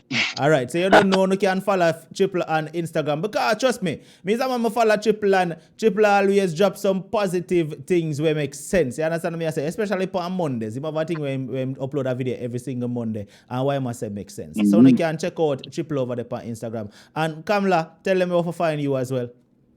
All right, I'm Kamla the Right Mango, and that is across all platforms: Facebook, Instagram, Kamla _the Right Mango, and on YouTube it's Kamla the Right Mango. And I also have a Monday morning program every Monday morning meets, and it's streamed both on YouTube and Facebook. All right, so your YouTube is also Kamla the Right Mango, right? Yeah, Kamla the Right Mango. All right, you're in the chat right now, Kamla. You're on YouTube.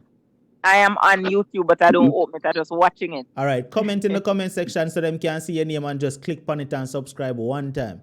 All right. So no A. I see somebody write it a while ago, but there's no A in the middle. Yeah, it's just comment so them Kamle. can see your name and them can just click it and go subscribe right away.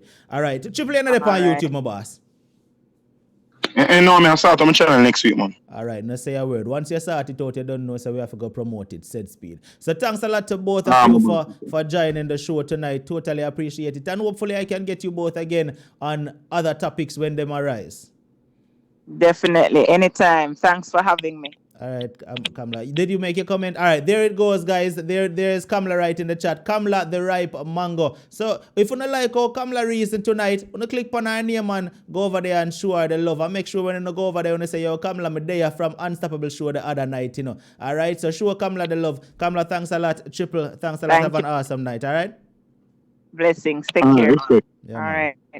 All right, peeps, Unstoppable family. I don't know, this was an awesome show tonight. An awesome conversation with two awesome persons. You understand? That was Kamla and Triple X. All right, Selector Triple X, and she is a, my life I call her an advocate for females. You understand? I don't call her a regular vlogger because I look at her as an advocate, right? Because Kamla always speak out on violence when it comes to women of our country, Jamaica. You understand? So I'm not call her no vlogger. She is an advocate.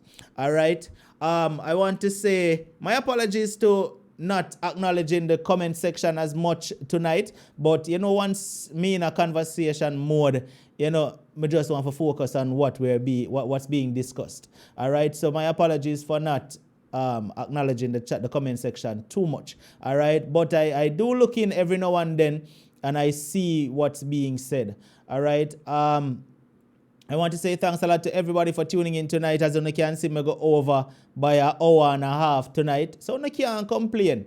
You can't complain. They get extra time. But I had to go over tonight to accommodate the guests. Because we had two of them plus myself. We couldn't use an hour to discuss the things. All right. So people, if you like this topic tonight and you're not subscribed yet, make sure to hit that subscribe button and make sure to turn on all notifications. So once we go live with another topic, you don't miss it and you get the alert. The next show will be on Wednesday night. Tonight and Monday. Yes. The next show will be on Wednesday night, 9 p.m. Eastern. All right. So wherever you're there in the world, just make sure you tune in Wednesday night. We have an awesome topic lined up for you on Wednesday. And then the next show after that will be Friday night, same time, 9 p.m. Eastern. All right. Before I leave, there's something that I want to do. TR, are you still here, my brother? Talk to me. Let me see your name if you're still here, TR.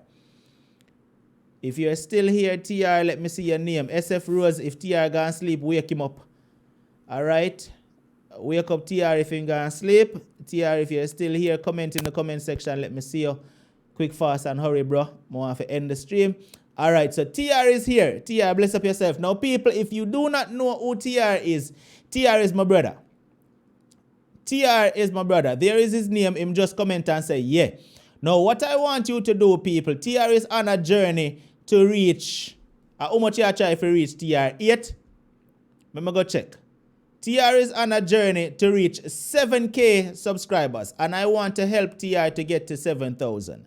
So there is now 400 of you here watching. If you can do me that small favor and just, I'm not going to beg, I'm just asking. Please, support TR for me. Click on his name and just go to his channel and click the subscribe button and turn on the notification. That is all I'm asking of you. If you like this channel and you like the things that we do here, you will like the conversations that TR has over there as well on his platform. All right, so there's 400 of you here. He's at 7,800 and something right now. Him on the way to 7,000, I should say. He's at 6,800 and something right now, and he wants to get to 7,000. 400 on there, you must can help out my brother to get to 7,000.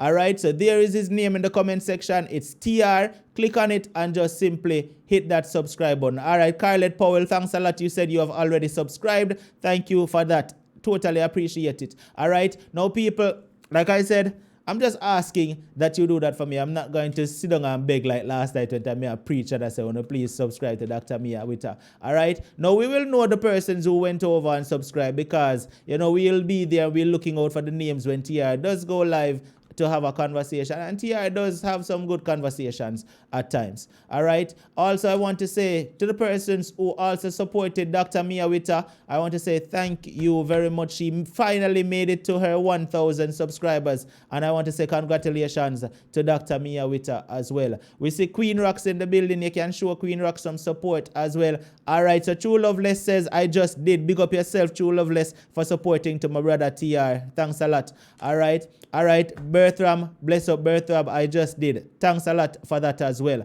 All right, you need to, I want to say congratulations to Dr. Mia Witta for reaching her 1,000 subscribers, and we just need for sure the support now by actually participating and watching her videos so that she make it to her 4,000 watch hours, all right?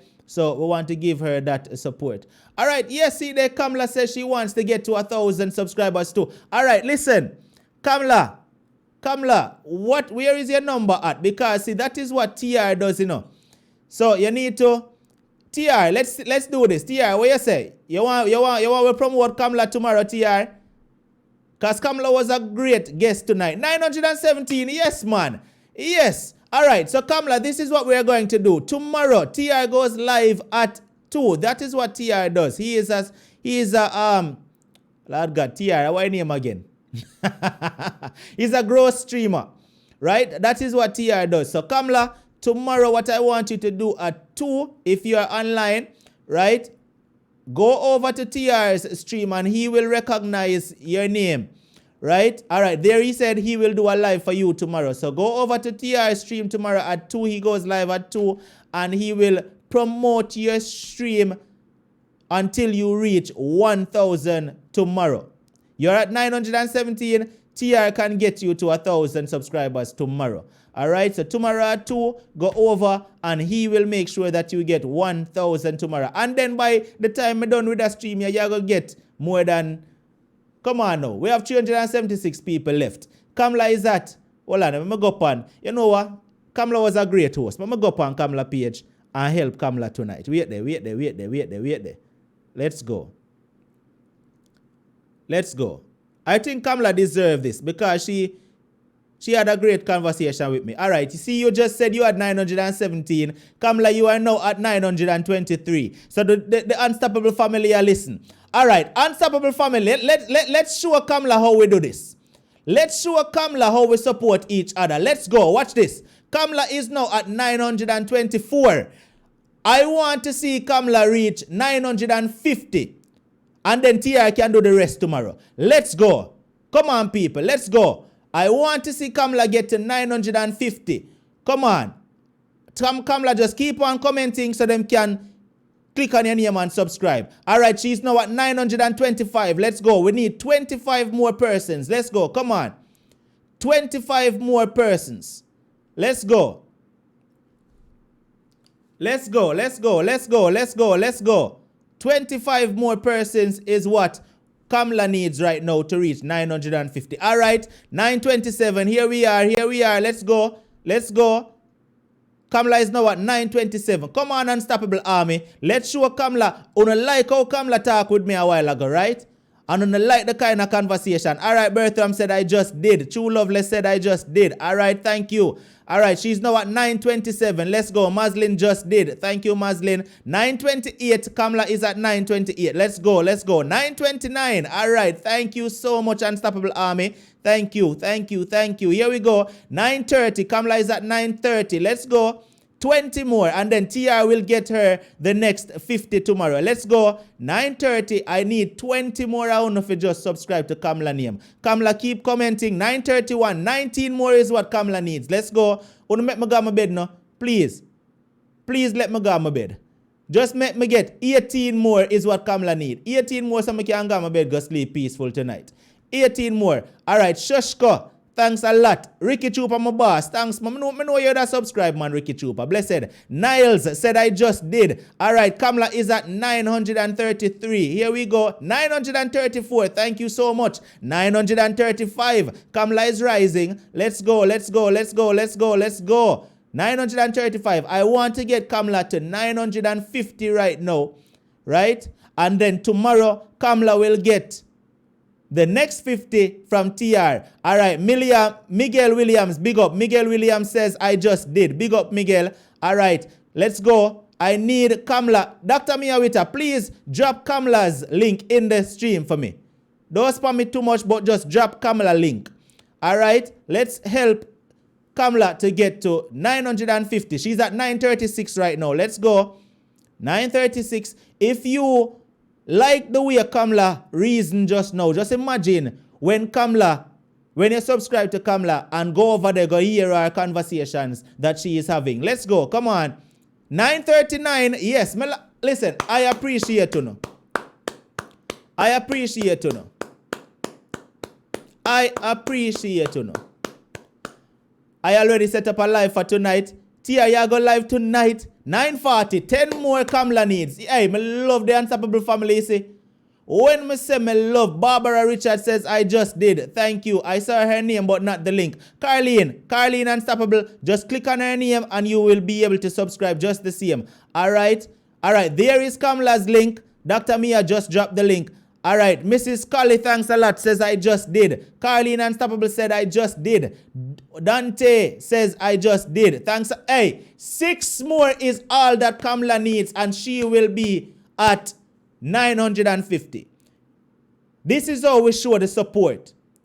This is how we show the support. All right? This is how the Unstoppable Army shows the support. Kamla needs 3 more. Unstoppable Boss Lady, thanks a lot. Barbara, thanks a lot. Carleen Unstoppable, thanks a lot. Karen, thanks a lot. Melisha, thanks a lot. Philian, thanks a lot. Claudia, thanks. I see all of you saying I just did. 3 more is all Kamla need, and then we can go my bed. 3 more. Let's go. And then TR will do the rest tomorrow for Kamla. Let's go, people. Let's go. We have to support who supports Unstoppable. All right. Jojo Love, thanks a lot for subscribing. Omar, thanks a lot. All right. She needs 2 more. 2 more and then we can go my bed. Kanika says, I just did. 1 more. Thanks for taking it to 949, Kanika. 1 more. Let's see. All right. Time for me to go my bed. Kamla, you are most welcome. Kamla is now at 952. So, TR, tomorrow your work is very easy. You only have to get her 48 tomorrow. TR. All right, my brother.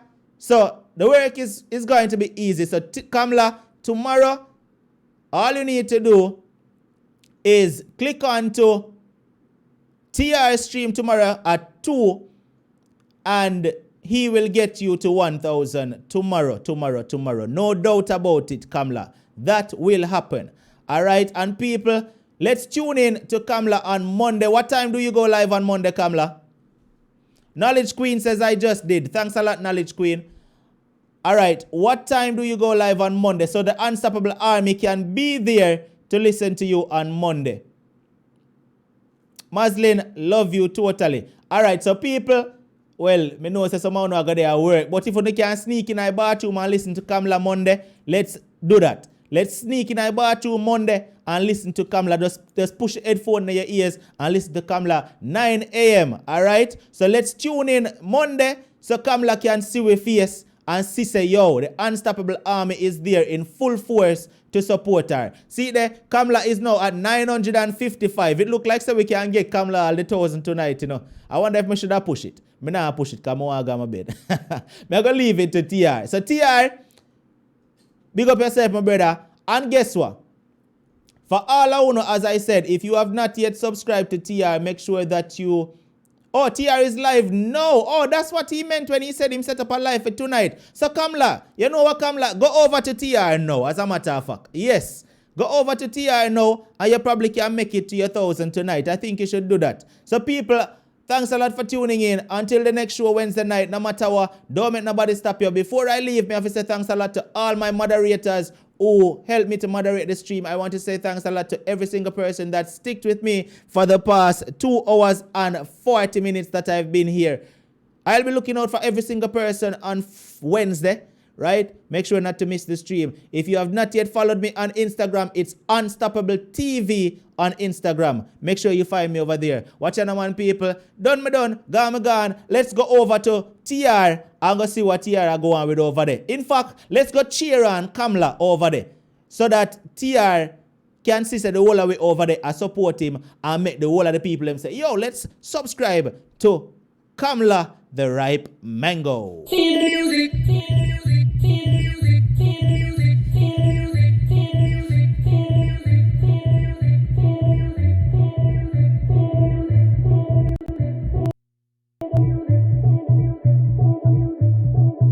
Feel the music, way. Feel the music, way. Move your waistline, way. Move your shoulders, way. Feel the music, way. Move your waistline, way. Move your shoulders, way. This music got me feeling like them way up high, sipping martinis and blue slushes with umbrellas up high. I like dancing, you like dancing? up.